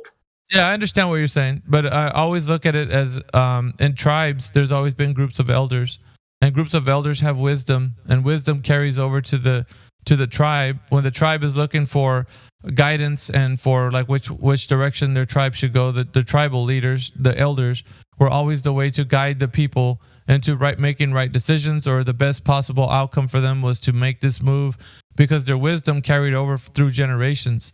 So it's always been that way. Elders were always the ones to be responsible for like the major decisions for the tribe, but the tribe was always working together. Is a dictatorship? Is that what you're referring about? Dictatorship? Because elders. I said elders, not dictatorship. Dictatorship means that there's one person in power that's controlling the entire community of people. So you mean something like a council of elders, right? Council, yes. Okay, and what happens if somebody kills another foe? Another guy. The council deals with the tribe in the particular manner. But if we don't have if people aren't governed with law, then they're just going to run rampant to do whatever they feel like it, because there isn't any regulations on what is morally right and what is morally wrong and so forth. But by human nature, by human nature, we understand certain rules, like of ourselves. Like, I don't have to tell you that if I go over to you and I punch you in the face, that's bad. Like, that's understood because it hurts, and it hurts you, and there's pain. You're gonna try to punch me in the face, but I can't trade boxing, so I'm pretty good at defense. You don't understand what I'm. Yeah, you don't understand what I'm saying, bad boy. Yeah, I did understand. I was joking, man. Yeah, no. So it's just the human essence. Like, we understand certain things that don't have to have laws. We just know that they're wrong to do. We can't do those things. That's not good for humans to be that way. So there's certain laws that we have that govern our actions. But if we don't abide by anything, we're lawless. We become do whatever you want as long as you're not hurting nobody kind of people, which is what society has turned into. It's really turned into for bad to worse because of this. They want to live not governed, and they do what they want, and so forth. But like, going back to what I think, because in the morning it's great to study. It's great to heal the body from whatever things have been going on, and that's my connection to everything. So the truths that I know, they're unmovable for me, my experience. But the physical truths are even more unmovable because I can demonstrate them to anyone. I don't have to just say this is my faith, my experience. I can tell you this is what reality is. Whether you accept it or not, it's still reality. You can go off and saying the earth is whatever you claim it to be. A donut, a T-Rex, a toilet, a globe. It doesn't matter. If it doesn't appear as that in physical form, then you are wrong completely. You're not just disagreeing with me. I agree to disagree. No, you're completely wrong because it is not what you say it is. It only is what it is. And I can only accept it for what it is. I can't tell you that it's I don't know. If I say another shape and I tell you... we weren't talking about the shape right now. We were talking about your elder counsel, right? No, I'm talking about everything. So this conversation doesn't have a limit to what I can say. I can say what I want because it's not conversating about anything. It's mind, body, and soul. It's what I told you from the beginning. Yeah, but I have to answer and respond to that, and it's going to be pretty hard for me to respond to a lot of topics you mentioned up. To respond to those topics, we're not even in a debate. We're just actually having a conversation. So no, we're not debating. We're discussing. Yeah, whether or not you respond to that is irrelevant to me. I don't care. I don't need to hear an answer to any of those things. That's what the dialogue is. Do you know the definition of a dialogue? Yeah, you choose what you want. I'm not giving you. I'm not saying, okay, so I have a point. I'm going to hear what you say to my point. I never put a parameter around our discussion. It is what it is. So you're taking it however you want to take it. I'm just telling you the things that I've experienced and I know now to be true. So whether Miggy, I want to ask you a question. Oh, what's up? Yeah. Well, when newcomers come here, you're like, we don't have to explain you why we are not making this claim. I want to know the exact quote exactly to be sure what I'm gonna say, but it's something like that, right? We are not making the claim, you are, so you have to provide us the evidence, right? Is that what you're saying? It's a bit incorrect, but I'll go ahead and tell you the way I say it. No, it's just for a reference. I wanna ask the question. So okay, so I'll tell you if you want to hear.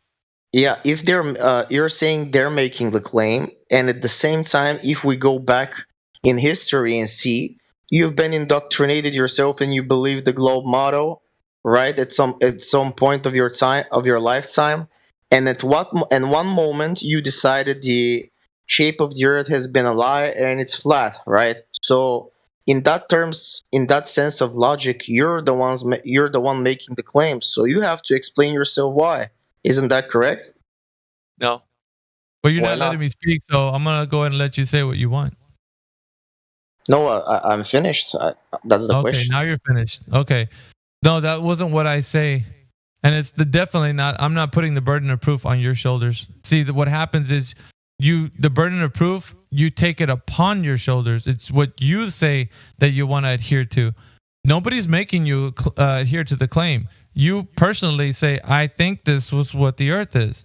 So now you take the claim onto yourself. Then it becomes your personal idea, So the idea is this: there is a claim that the shape of the earth has been taught to us. There's truths that I'm telling you, and you know it to be true. You didn't wake up one morning when you were a child and thought all of a sudden that the earth is a globe. That information is taught to you. So yes, it's very much a claim that's been taught to you. It is not something that you automatically know. If nobody's told you that what the earth is, you wouldn't know it's a planet in the vast expanse of the cosmos. If nobody told you South America existed, so you wouldn't know as well. You're not letting me expand what I'm saying. So this is what you're saying is the other way around. You're putting the burden of proof on the shoulders of those that are saying the earth is a globe. But we are the ones saying we see the earth, flat earth. We see the earth as flat and stationary. That's just the natural way we see the earth. If nobody's told us anything, we're not going to think we're a planet flying in outer space, right? But that information is told to us when we're very young. And it's not only just told to us, it's explained in many different ways, planets and what the moon is, what the sun is. And so we get like an idea of what the cosmos is. And so that's taught to us. We're indoctrinated with that. It's just information that we carry over that we don't verify. We just take it as like the authorities told us. So we're just going to believe it. So we're born into this idea because people teach it to us. We don't just assume that the earth is a globe. We have to be taught it. So this is the part where the claim becomes something you take on as you're like, well, I know that it's a globe, and you're the one thinks it's flat earth. And then you flip it around to think that we're the ones that are with the claim. We're not. We never assume what the earth is. We're only told that it's a globe. And then we have to go back. We have to work backwards because we taught all our lives that it's a globe. So now we have to find out what it really is. And when we look at the earth, it doesn't appear to be that way to us. That's not what we see it as. We're only taught to negate our senses and say, okay, you don't see the earth, right? Because of course it's too big. So now you have to know that the people who have researched this are telling you, the authorities are telling you that it's a globe. So you just, okay, you take their word for it. And so that's why you look at us and like, no. It's not authorities, it's history. No, it's authorities. The people in charge of this narrative are telling you what the earth is outside of what you discover it to be by just looking at it. Because you can't tell me it's a globe from down here where you're standing on this earth. And this is the problem. This is the problem. Oh no, okay. So what you also say that if somebody provides you the ultimate proof of the earth being a globe, you're gonna shut down the Discord server, right? I never said that. There's people that do say that. Somebody said it. Yeah, I didn't say it was you. I said you in general. I always tell people this, bad boy, when they start saying that, I told them you're putting bad energy out. And you weren't here when I have this conversation with the Flat Earth community. But I'm always, because on both sides, I'm always instructing on both sides what's the best way forward. And the best way forward is not to put out bad energy. Bad energy is like, if you were to show me some evidence of the earth being a globe, I would run back to it in a heartbeat. Like I would just love to be back into space. And that is bad energy because when it falls on people's ears, it sounds like you're looking for a way out. Like this flat earth truth is a prison for you. And to me, it's liberation. It's the truth. It's what it should be always. But I can't make somebody think that when you put that bad energy out, just like you said, right? You heard somebody say that. That energy it falls onto you. So now it strengthens your position because you're like, if they're looking for a way out, I'll find it somewhere. No, it wasn't what I meant. I just referenced that, and I was about to say, on the other end, you guys also state that this Discord server is the best place on Earth to talk about Earth, right? So no matter what the shape is, that contradicts the other statement that you're going to shut down the server. That's the reason I asked the question. Yeah, but those people don't stand for the ones, like and I'll put it this way. The ones who said that would even say, I'm just kidding around because I know it's not. But it's not that they're saying it as a truthful statement. They're saying it like a sarcastic statement. Sarcastic meaning, I don't know if you know sarcasm, what that means, bad boy. Do you know sarcasm? I happen to use it occasionally, yeah. Okay, so I pretty much know. They're using it as sarcasm when they say that. But even in their sarcasm, I always say, like, beware because you're putting out bad energy, which is the way you took it. You took it the opposite of sarcasm. You took it as literal. And no, that's not what they mean. It's sarcasm. So just understanding human nature and what they mean is they're using it as sarcasm. So your idea of it being literal is your misunderstanding of it. So that's why you find contradiction. You understand? That's where your contradiction comes up. Because it's sarcasm and it's not literal. But on that side, I even said, it's not good to say it either way. Like, don't say it, and then because some people like yourself will take it literal. You'll be like, hey, and this guy is contradicting himself because you said you shut down the server if there was, and so that's why I tell them don't put out bad energy. That's not good because when you do, some people might take it literal, unbeknownst to you, and you're like, no, I mean it like joking around. I was like, I know you mean it that way, but the guy who receives it, like yourself, bad boy, thinks about it literally. And so they're going to look at you like, hey, you just said you would shut the server down, right? Just like how you said it. And I point that out to them. So that's much important. Yeah, but sarcasm or no sarcasm, it's still a statement. And for example, people with authority, let's say a famous rapper like the B.O.B. guy, he has authority over other people because he's an influencer. He has lots of followers.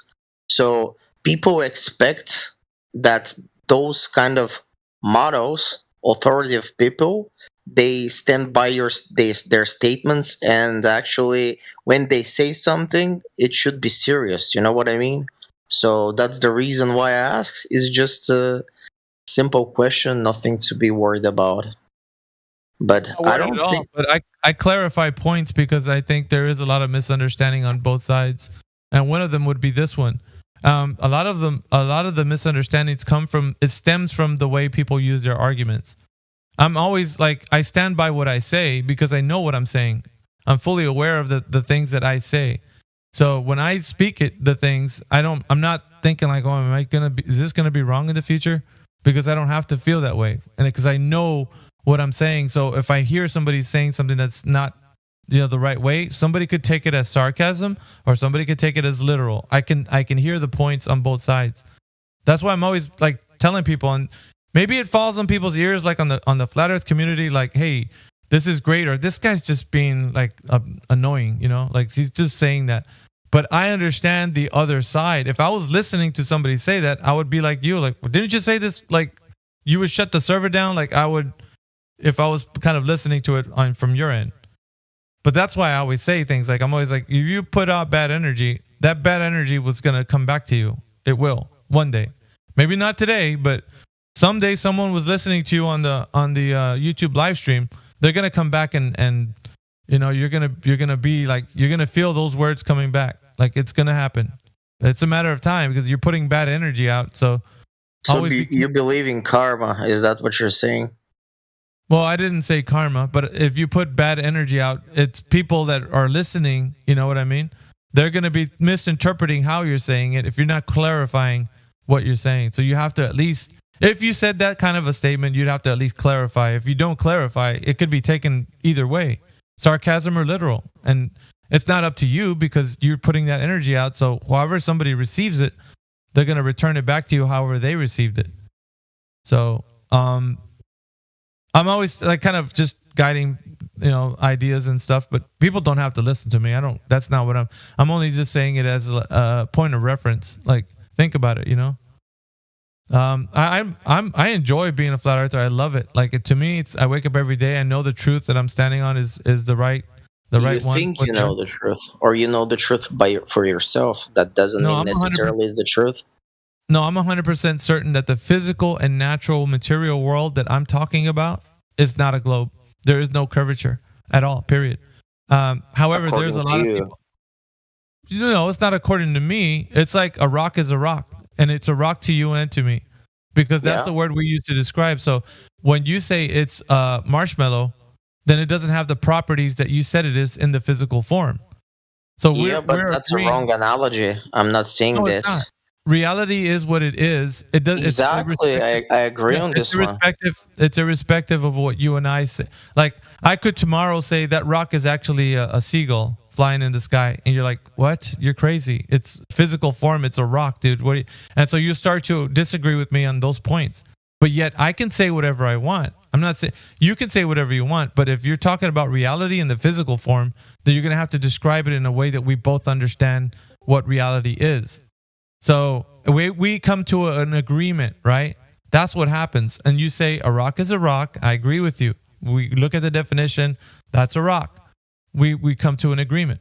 Now, if you start to say that rock is a piece of bread, or something, and I'm going to have to disagree with you because that's not what we agreed on. Now you're changing what reality is to suit your needs, to make it sound like it's something that it's not. If you understand what I mean, we fall out of agreement. So it's like I can't agree with you. So even do you think the rock? Hey, do you think the rock is a rock? Did we agree on what a rock is? Have you and I agreed on it? Because you could think that a rock is, I don't know, something else. No, a rock is a rock. For me, well, that's what I agree. I agree. So when we look at physical nature, that's what we're doing. We're agreeing that certain things are the way they are. Do you agree the Earth is spinning? No. When I say disagree. That, right, I know, because you're seeing something that's not there. There's no motion being felt. No, there's no motion this is not true. I see it and it's there.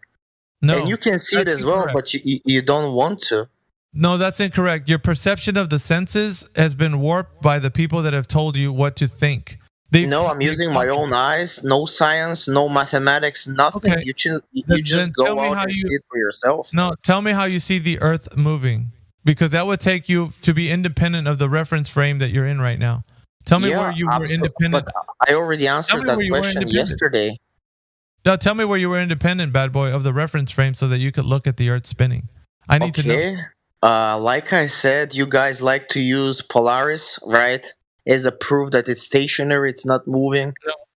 No, yeah, that's incorrect. No, that's incorrect. Then you guys have a problem because many of you do say that, and there is recordings all over the place of you guys saying it.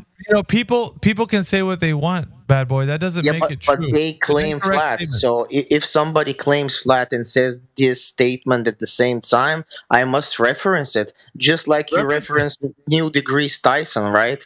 Because but he's an authority figure, though. He's different than just a normal, like, Joe Blow on the street. Like, he's not just an average person. But you reference Bob the Science Guy, and he's not a figure. He's just a random YouTuber.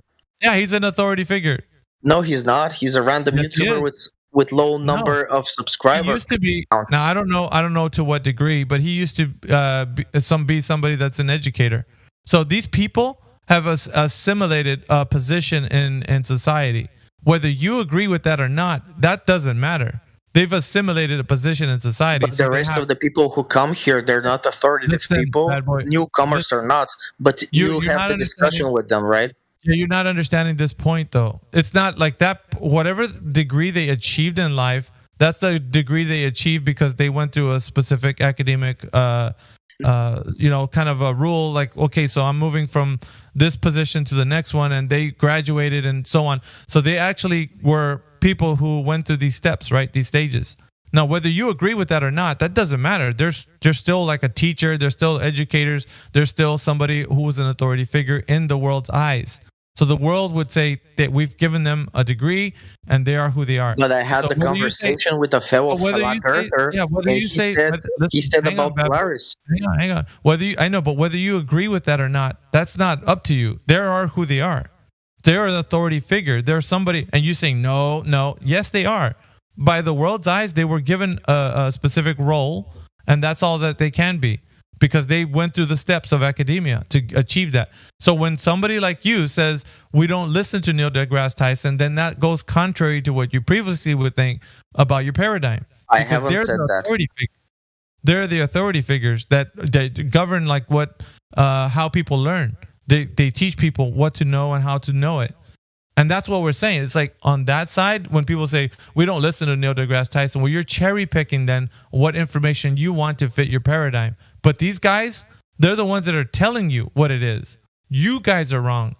So that's why most of you come in here with this mindset that you know what you're talking about. And then we were like, hey, well, the authority figure said it's not like that. Why do you guys say that? Well, he's wrong. No, you're wrong. He's the authority. You're not. So everything you say is basically the wrong thing. They are telling you the right way because they have gotten high in academia, which is the information you're talking about, and they're the authority on that, and you're not. But you can say whatever you want in here, but it's your cosmology. It's not the standard cosmology that everybody knows about, like with the globe. So that's fine with me. I'm always pointing that out to you guys. I'm like, you know, that's wrong.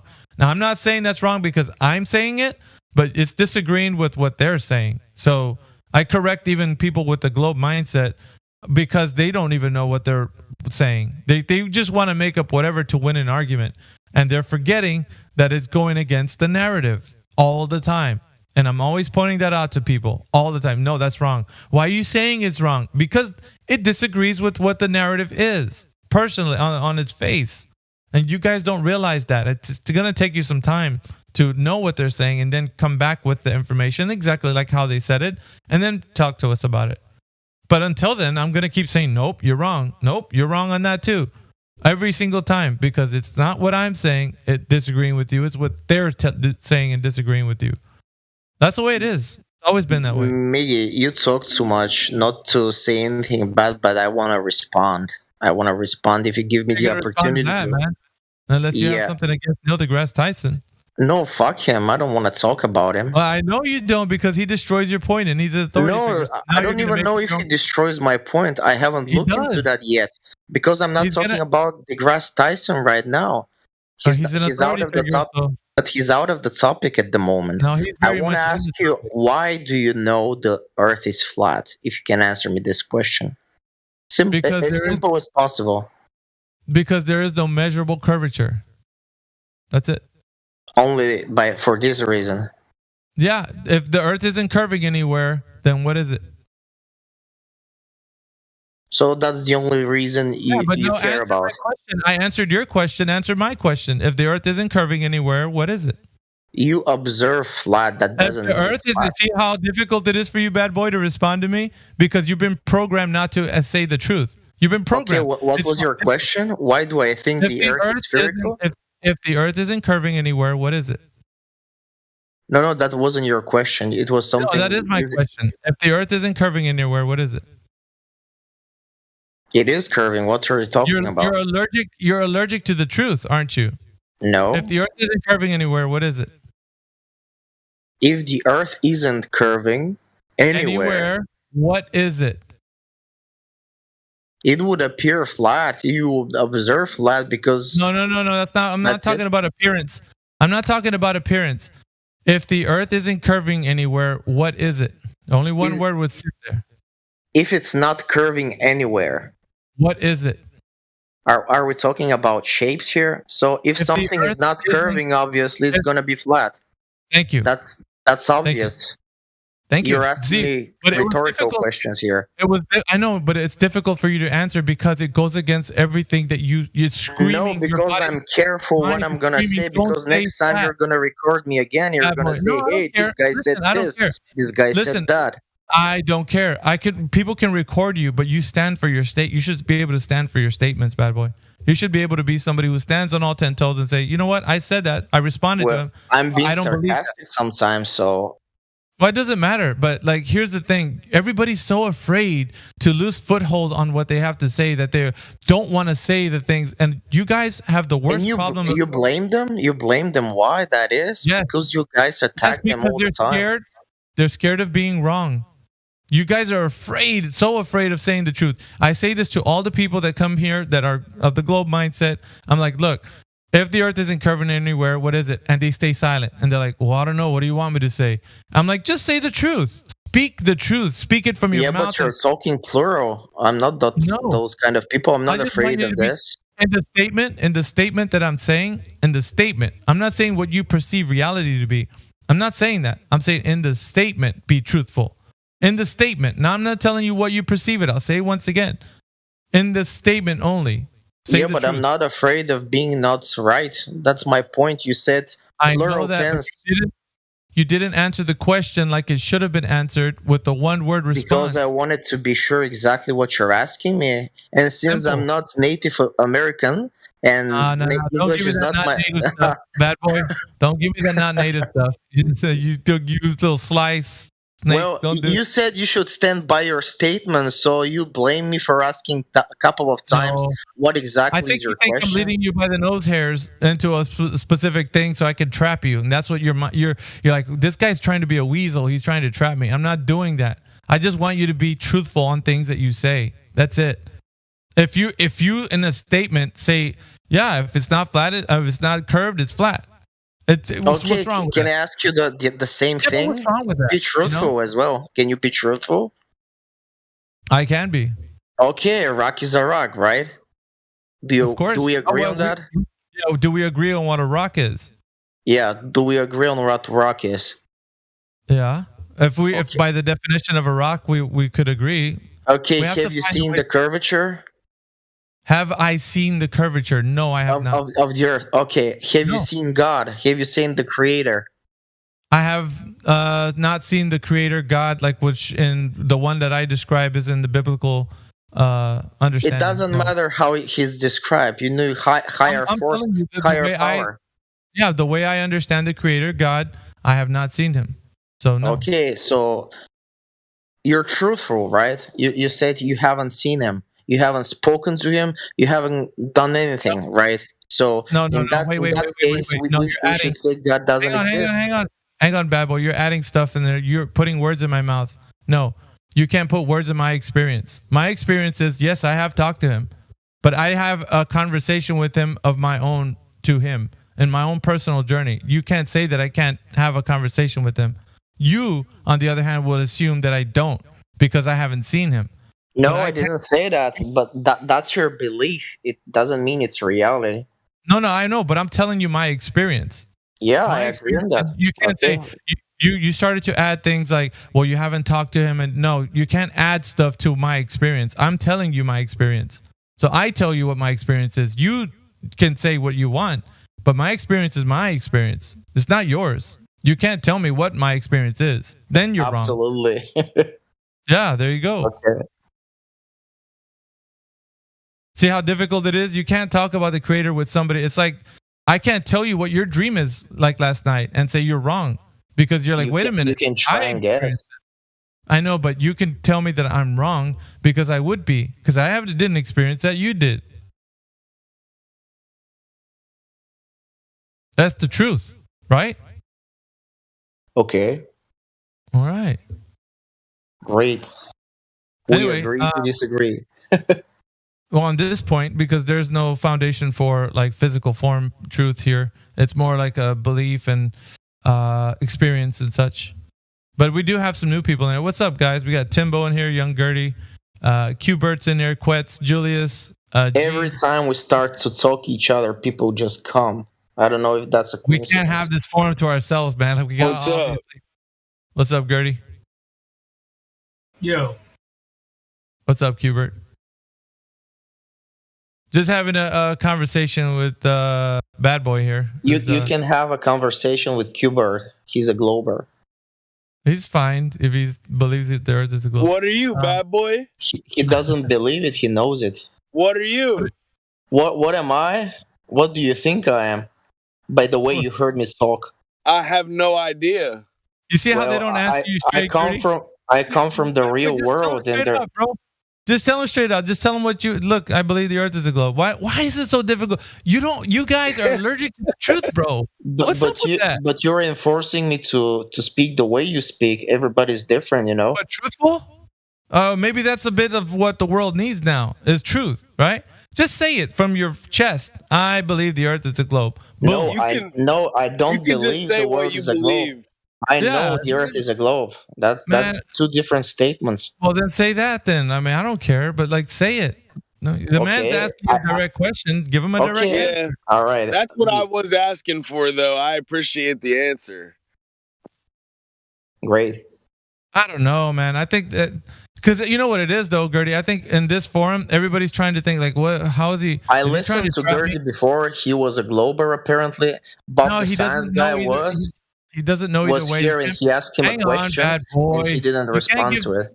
You can't put a guy in he will tell you what he is. You can't say what he is, bro. Like, come on. I already heard him. I am not either or. I don't believe in a flat Earth or a curved one because I honestly don't give a fuck. The reason why I spend a lot of time in here and I don't answer a lot of the time is because I listen to it and go to sleep. You see how you were wrong, bad boy? He's a glober. No, you were wrong there. So, like, I literally just listen to this shit and go to sleep because, like, I just have a hard time going to sleep by myself because, like, you know, I'm going through a rough time and shit, you know? I just listen to people argue and shit. It's entertainment. I don't really... But the thing is, people like you come in here and make me not want to believe in a globe Earth, though, you know? Like, well, you're entitled to your opinion, of course. You can believe whatever you want. I know I am. That's why I come in here and I think how I want to think. That's the free society, man. Free speech. I don't even know if they have free speech wherever you're from. We do. I can go to the president and tell him to fuck off and suck something, you know? And nobody's gonna care. Because it's free speech. If you say so. Yeah, I think somebody actually did, and we have it on video. So, well, good for that. What did they achieve by doing that? A lot of good. What? Did they achieve a lot of good by doing that? Did they? What did they do? You should ask them. I don't know. Well, you're the one that said you got video. I'm asking you. Did it show like there was a good result? I don't know what were they thinking or what they achieved by saying this. I can only speak by myself. For myself, actually. So what you're just getting up, Gertie?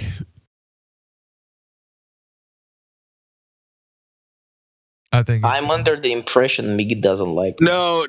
I get off of work. I work overnight. So I just got off of work not too long ago, and then I watched a couple YouTube videos, and I hop in here and listen to idiots. Yeah, we just you know, it's good to keep us on as a podcast, man. We'll be here no matter what. So I'm always telling people, man, it's like I'm not here to convince anybody of anything. Do not think I'm never listening though, bro. Yeah. Don't think I'm never listening because I be in here fucking listening. I'm not listening all the time, but I do be listening. I don't do much talking, but I do a whole lot of listening. Good, man. Your sister, she was you know, she came in here the other day when you were probably in here. She was in here. But yeah, we like to have conversations with people that are most of the thing that I'm seeing from this community is like people just being honest. Like that has like gotten away from a lot of people just these days. Yeah, I don't know why niggas just can't keep it real. Like, let's keep it real. Yeah, this I don't give a fuck. Yeah, I don't give a fuck what nobody think about me. Like, you feel me? But everybody's running around like they're scared to share even the little bit of like who they are. It's like, man, why do you care so much about the other person? You know, believes in who you are. Like, just live your life, man. Just do you, and then shit. My Discord picture is a picture of me. Shit, you can see me right there. Yeah. I don't give a fuck. You know what I'm saying? You are who you are, man. What's up, Qbert? I was just listening. Yeah. So, Qbert, you were in here like for a couple of days, and I was calling you out, but you never responded. And I was like, this guy must be a bot. So there was like one day you were in here, and there was like no response for like. I've seen you in here the night before, and you were just in here, and I was like, well, maybe it's just a bot. So I probably come here like me. So does Gertie, like almost identical. Are you literally coming here, listening to niggas go to sleep? Yeah. People use it as a podcast. Yeah. He can't be a bot, man, because he had to go through the VC check, right? So obviously somebody's spoken to him. I didn't check him. I'm telling you, bro, listening to niggas argue about the earth being flat or round is almost like rainforest sounds to me. You feel me? Yeah. Like the goddamn, you know what I'm saying? Like the fucking ocean noises and shit they be playing on the shit. Instead of that, it's arguments about flat and round Earth. Yeah, that's good. If at any way you can have us tuned in, I would say I would recommend this to anybody that's like going through some stress or troubles. Just come in here, man. If anything, I would recommend it too. I admire your take on philosophy and all that shit. Well, we get into if it wasn't for bro, I'm telling you, if it wasn't for y'all, I wouldn't even be able to sleep. Yeah, because I wasn't able to sleep before I just came in here, started listening to this shit, put it on my AirPods, put myself on mute. I'll be honest, man. I'll be straight up, man. If I could make this a living for me, like to actually be on here as a host and just stay on here, I would make it because I'm that like passionate about just being in here talking to people. And it really, I tell people like, hey, look, I'm just gonna leave you this knowledge right here, but I can't make you think about it. If you want to, go ahead. I don't care. It's up to you. You pick it up and run with it, or just leave it there. That's so. And I like before, bro. Like I was a whole different like dude. Like I was talking to people like, look, man, you're crazy. Like first of all, but this is more of like an acknowledgement. Like, okay, we both agree on certain things, right? In reality, I can't tell you that the thing we both agreed on, then I'm gonna turn it around and say, with that dog you saw walk or was crossing the street, that's really a banana cream pie. Like I start making stuff up, and you're just like, dude, what? Like, this is ridiculous. Why are you saying that? Like this in the physical form, that's a freaking dog. Like, first of all, we agreed on that. Like now you're saying it's whatever. It's. Then I start to talk nonsensical. And I feel like in the physical form, people will see reality what it is, but they deny it. And that's like, man, don't deny stuff, man. Just if you see it, then it is what it is. Why are you going to say it's something it's not? And when we talk about like the idea of the globe and how people are coming in here with their discussions, it's like, all right. So you got a narrative. People taught you at a young age what the earth is. Man, if they never told you about cosmos and quasars and all kinds of crap, you're not going to be out here running around, hey, man, you know about this black hole that just came up out of nowhere? And dude, who talks like this? When do you experience a black hole? Like that stuff is put in your head, and then the concept of it is a theoretical concept, and you just like, you want to sound intelligent, so you're going to say some nonsense, like people are just like, oh man, you really got smart, man. Like, no, you didn't. You just learned some other stuff this other guy came up with, It sounds intelligent because you want to. Yeah, that's what these guys, these globe Earth ideas with.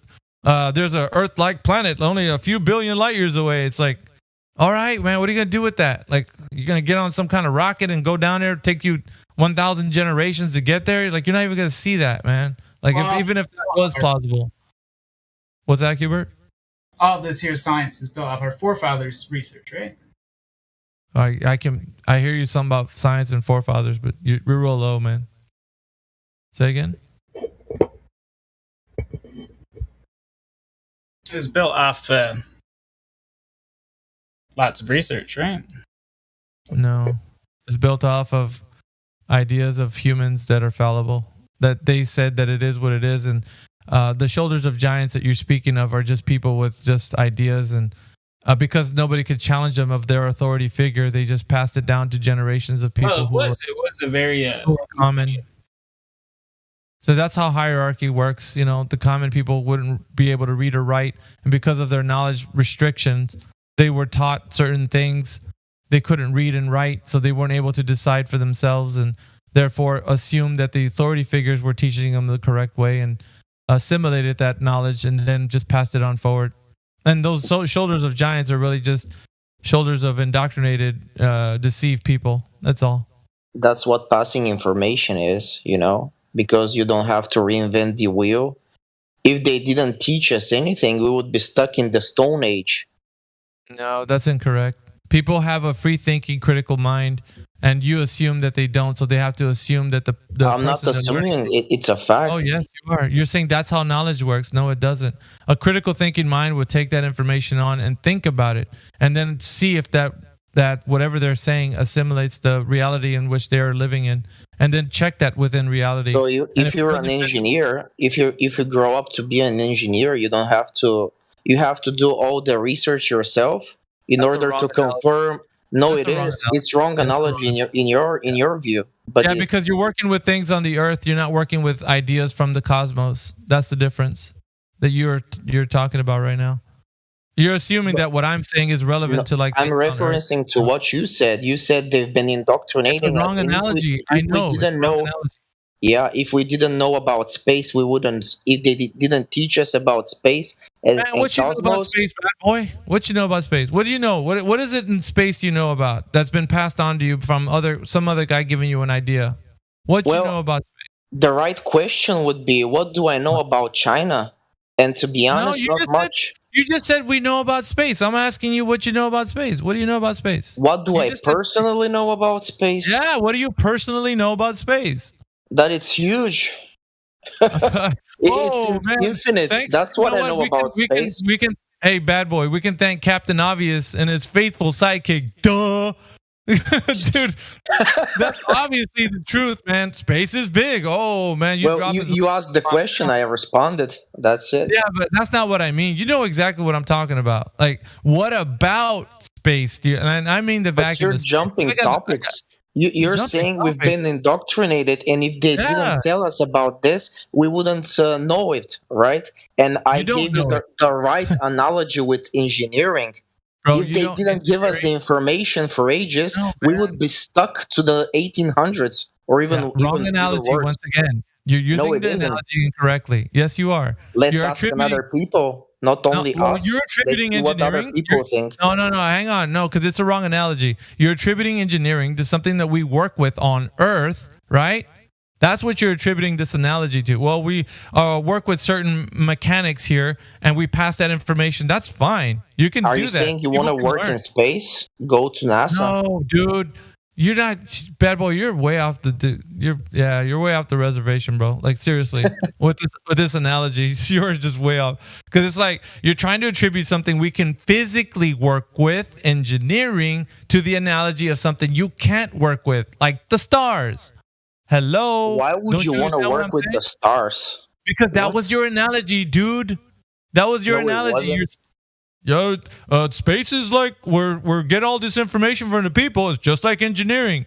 You want me to repeat what you said? Because that's exactly what you said. I said we've been taught things. That's it. We've been taught. It's called intelligence. The more you know, the better. Knowledge. It's knowledge. Listen, knowing something from space is not intelligence. Learning something from what's Mars, bad boy? It's a planet, obviously. And what else? What else about Mars do you know?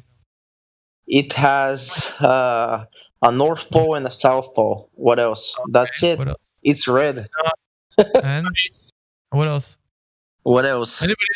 Anybody else want to tell me what they know about Mars, Qbert? Tell me what you know about Mars. I don't care. I'm not claiming. That's not my claim. I'm asking you. You're the one with the knowledge of the vacuum of space. All right, go ahead. Anybody else? Qbert? You think the Earth is a globe, so tell me what Mars is. No? Right, bad. It's reddish. They got rovers up there, right? I don't know. You tell me. It's not my claim. You don't believe that they No, I'm not saying I don't have faith in this wacky idea of cosmology that they've given us. But you lived by it for nearly your entire life. You just discovered flat Earth 7 years ago or something, right? No, 8 years ago. But it wasn't like something I was like. It was something they taught me. Let's just put it that way. It was something they taught me. I didn't have any thoughts to think of it anything otherwise because I just thought like everybody else was. But you observed flatness each and every day. So why did you believe them if you observed flat Earth your entire life? Because that's how indoctrination works. Well, it doesn't for me. Well, I know it doesn't. I don't call it indoctrination. It is. It is indoctrination. It's not a good word to use. It's a perfect word. Hang on, Qbert. Bad boy is saying something, and when you talk, he's talking, so I can't hear you say something. But hang on, bad boy.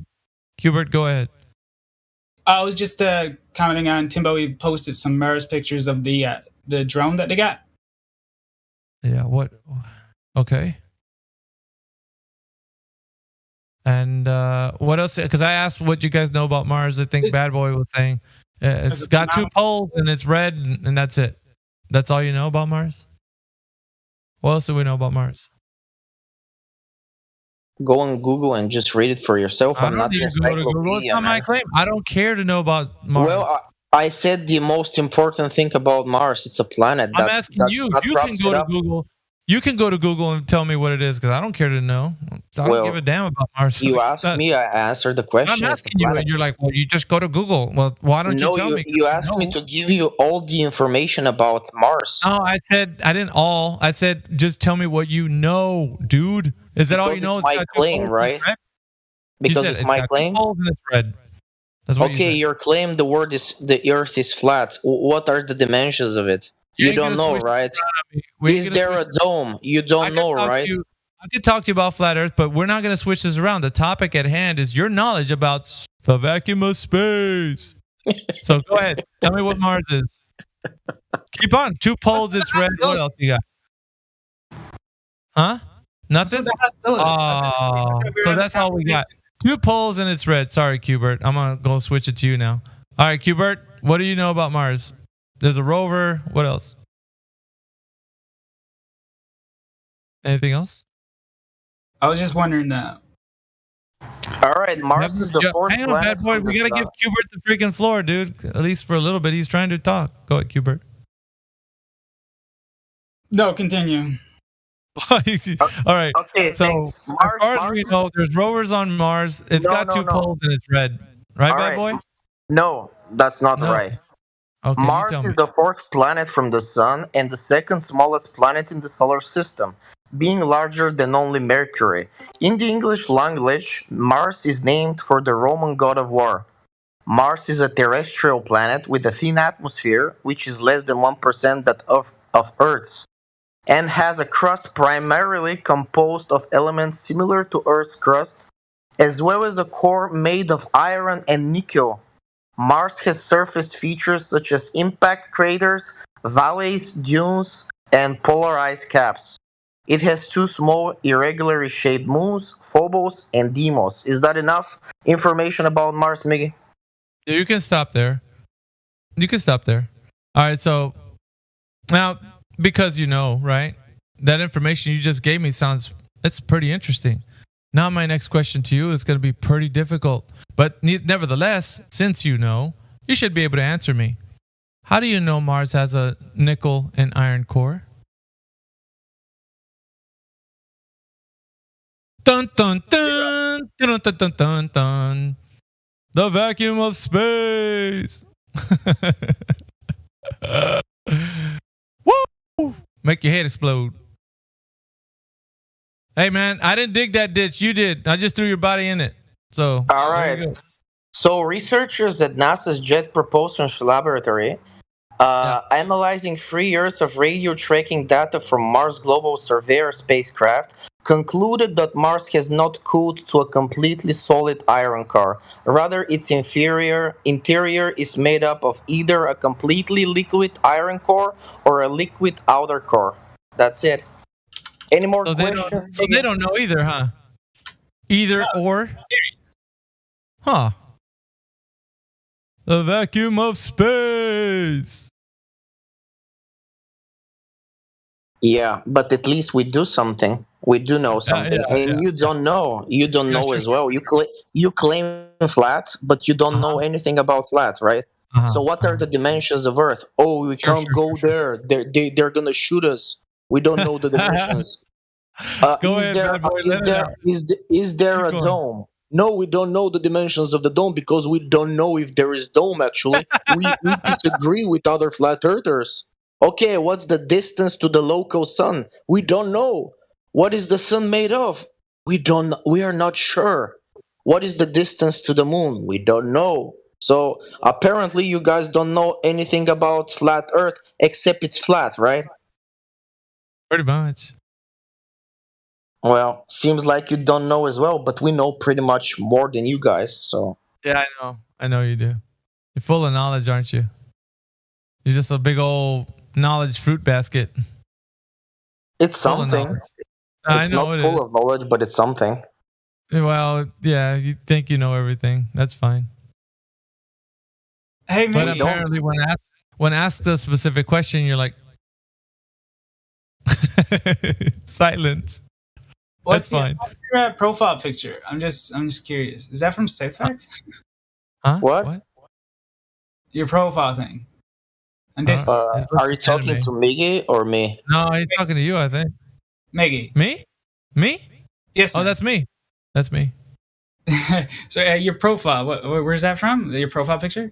Oh, it was there was a guy who was on here. It was like a cartoon artist, and I gave him. So you're a cartoon. It was an original photo of me that he rendered freehand, I think. Freehand or through the computer. Either way, it was one that he made up, but it's me. I thought it was Cartman at first. No. But it was cool. It was like there's a lot of flaws in it, which I like. It's just it was his own making, so there's like 2 or 3 people that have one like this. He's not in the server anymore, I don't think. He used to be. But Miggy, you said you're gonna answer the questions, and yet you told also that I was projecting your answers. And you see, I was correct. I wasn't projecting. So I win? Is that the game you're playing, bad boy? No, it's not a plan at all. I'm just having the conversation. So you see, I win. No, you said you know about flat Earth, and we can talk about flat Earth, but we were jumping on topics. So after we finished, what happened? He just quit? What's wrong with that guy? See what happens. Didn't sound like it was on purpose. I know. I didn't do it though. So, however that happened. So I was nearing the boot too, was I? No, I don't think so. I don't know why he left, but I didn't do it. It wasn't me. By the way, if you did move him out of here, like don't just leave him in here. It's all good. If you're a mod with a mute or the ban button, just don't kick him. We allow for people. We're kind of changing stuff around, so please allow for the guys to be in here of the Globe Mindset. Yeah, if your finger is on that kick button or ban, just leave them in here. Did you disconnect, bad boy? I don't know. Did I? No, I'm just saying, if you're in here, guys, and you got the mute or the kick, just kind of go easy. I was talking, but apparently I was talking to myself. Bad boy, you're gonna let me talk to the group, or so? Yeah, if you can, just it's cool. Like he's not belligerent or anything. He's just a bit wanting to prove his point. I don't see that as a. I don't want to prove my point. Anyway, what were you saying, bad boy? I thought you wanted to have the talk with somebody else. Or you don't? I don't care. It's an open forum. Yeah, exactly. It's an open forum, so we can all speak, right? Yeah. Why are you repeating what I'm saying, dude? It's kind of weird. Just to be sure. What's up, Julius? Chris, what's going on, bros? Martoth, what's up, bruh? Anybody out there? Can anybody hear me? I want to talk about flat Earth, to be honest. So what are the dimensions of the flat Earth? We don't know. You don't know? Nuh-uh. Okay, that's not very encouraging. How do you suggest we would find out? Why do you ask me? I'm not claiming flat. If I claim flat, I will suggest you something. Yeah, we're claiming flat because there's no curvature that we can see or measure. That doesn't mean we know dimension. Just because you can't see the curvature doesn't mean it isn't there. I mean, it is there. Does it? Just because you can't see unicorns doesn't mean unicorns are there, right? Bad analogy. So that goes both ways, right? It's a bad analogy. It doesn't go both ways because I already explained to some other dude the other day that since I'm a computer software engineer, I can develop models. But people, flat Earth people especially, they don't like using models. They don't like something being done on inside of a computer because it's not reality, right? You're kind of missing the point of what I was saying, though. It's like, because you can't observe something, that doesn't mean that it does or doesn't exist, right? It doesn't prove either of those things. For the moment, yeah. If we just stay on these two statements, yes. I remember there being a discussion about the moon mission and how the transmitter it wouldn't be possible or some shit like that. Yeah. Oh, by the way, Qbert, before we get into that, you are a Globe Earth proponent, right? You would stand by the globe? Yes, sir. Okay, so I'm going to give you the tag. Thank you. And also roles to present stuff in the... We usually talk in the YouTube live stream. I don't know if you know that or not. If you're going to put something down, just put it there for context anyway. Like if you got a citation or just anything, put it there. All right. You have the roles to do that now? Awesome. But continue with what you were saying, Qbert. They just they couldn't understand how it was possible. How right? I'm sure any electrical engineer worth their salt would break down a schematic and tell them exactly how. I posted pictures during the discussion. I wasn't really too into it too much. For me, it was a non-essential point, but I just threw a little jab here and there. But it wasn't really, because honestly, I'm gonna tell you this way: whatever answer they gave would have been like, that's the answer. I don't care, because I'll say it in another way: is that information is like a derivative topic, assuming the Earth is a globe and people can get to the moon and so on. So for me, it's derivative.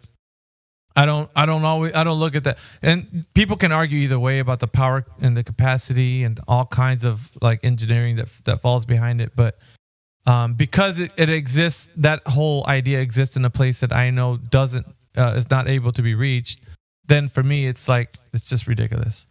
I don't want to entertain that notion of it's a car battery or some kind of weird technology that we can't reproduce today because we destroyed it and it's a painful process to bring it back. So I'm not. That's why most of those topics I don't entertain. But you can say whatever you want. I'll just be like, okay. I won't fight you on it. It's like, huh? It's too bad the Artemis mission has been delayed so much. Yeah, I mean, you can say what you could even go. I'd say this. If you're going to say anything, just stick to the narrative. Like whatever they said, because you could look this information. I did. I was posting it in the live stream when people were saying that go to Pet Boys and find a car battery. And I was like, well, this is what they're saying. So for me, it's like, this is the narrative. This is what they're saying. So outside of that, I'm like, I don't find anything that I'm going to argue with. They are also saying that 9/11 is real. That doesn't mean we should believe that, right? So we shouldn't stick to the exact same narrative they say us. I mean, it's obvious. You can't. The bad boys. Here's where you're going wrong, dude. Like, if the narrative is the narrative, you either adhere to it or you're against it. That's no. What do you mean no? You pick up whatever is the truth.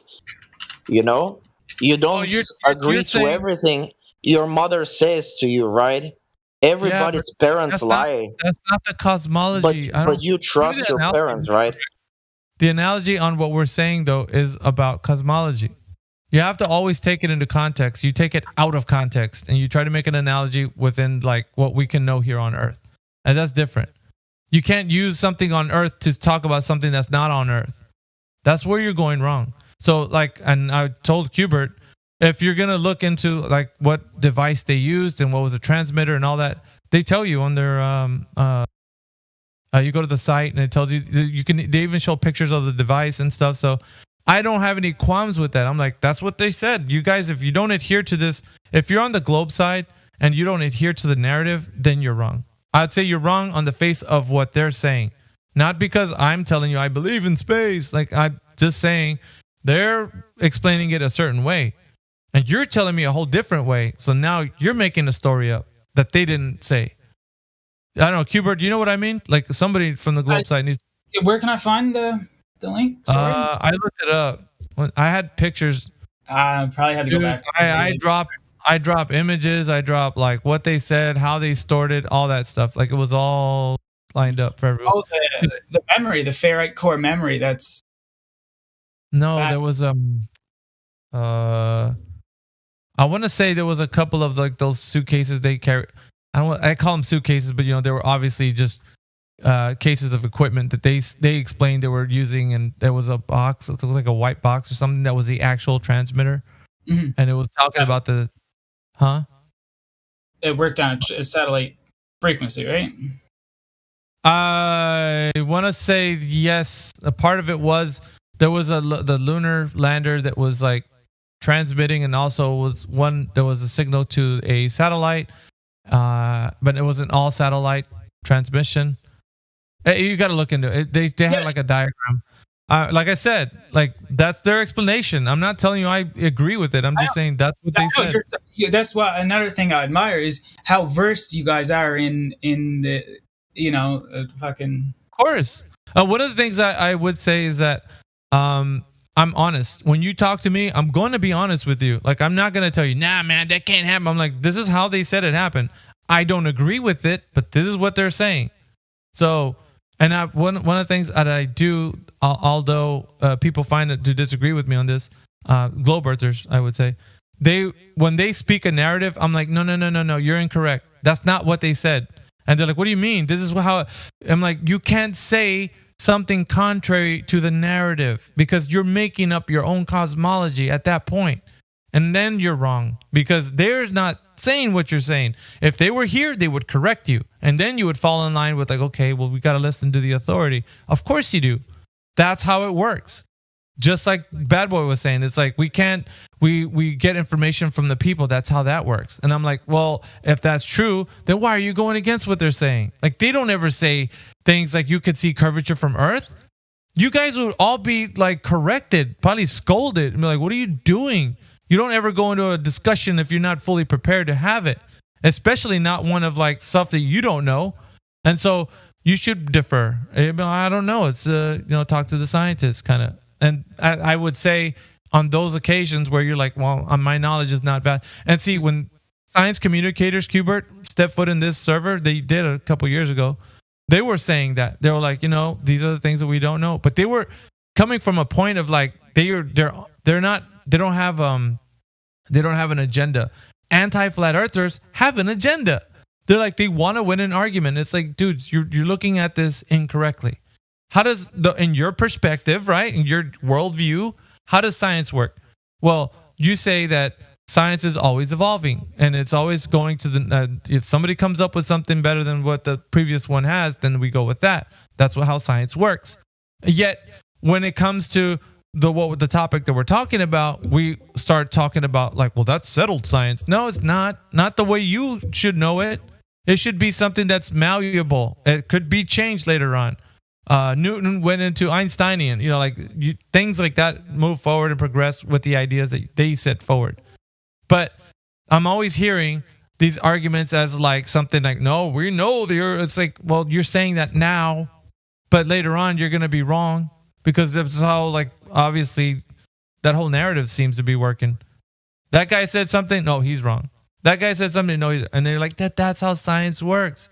And then, on the other hand, there's like two sides of their mouth. That's how science works. And then the other side, nope, this is right. This is how it is. It's like, well, you can't say that, But either way, I'll get back to the point. It's always the narrative that you have to be correct with. If you're saying something and it's not what the narrative is saying, I'm going to call you out on that because I've seen what the narrative says.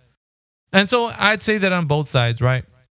Because flat earthers will say, I disagree with that. How did that happen? What was the mechanics behind this? How did it work? But for me, it's like, well, just go look at what the narrative said. Like, dig into it a little bit. See what they said and what they were using. Before we come out and said, well, you're using a car battery, were you using a big antenna, what were you using? For us, it's easier just to look at what the narrative said and then tell you guys, this is what the narrative is. Now, when you say they weren't using this, then I'm going to tell you that's not exactly what NASA said because they're going, anti-flat earthers coming up with ideas that it's not, well, I don't know. It could be this, it could be that. It's like, think about it this way, Qbert.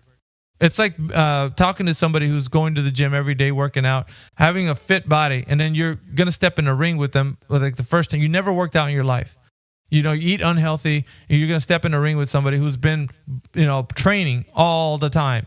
What's gonna happen in that occasion? You're gonna get pummeled instantly, probably knocked out in one kick or one move. That's the thing.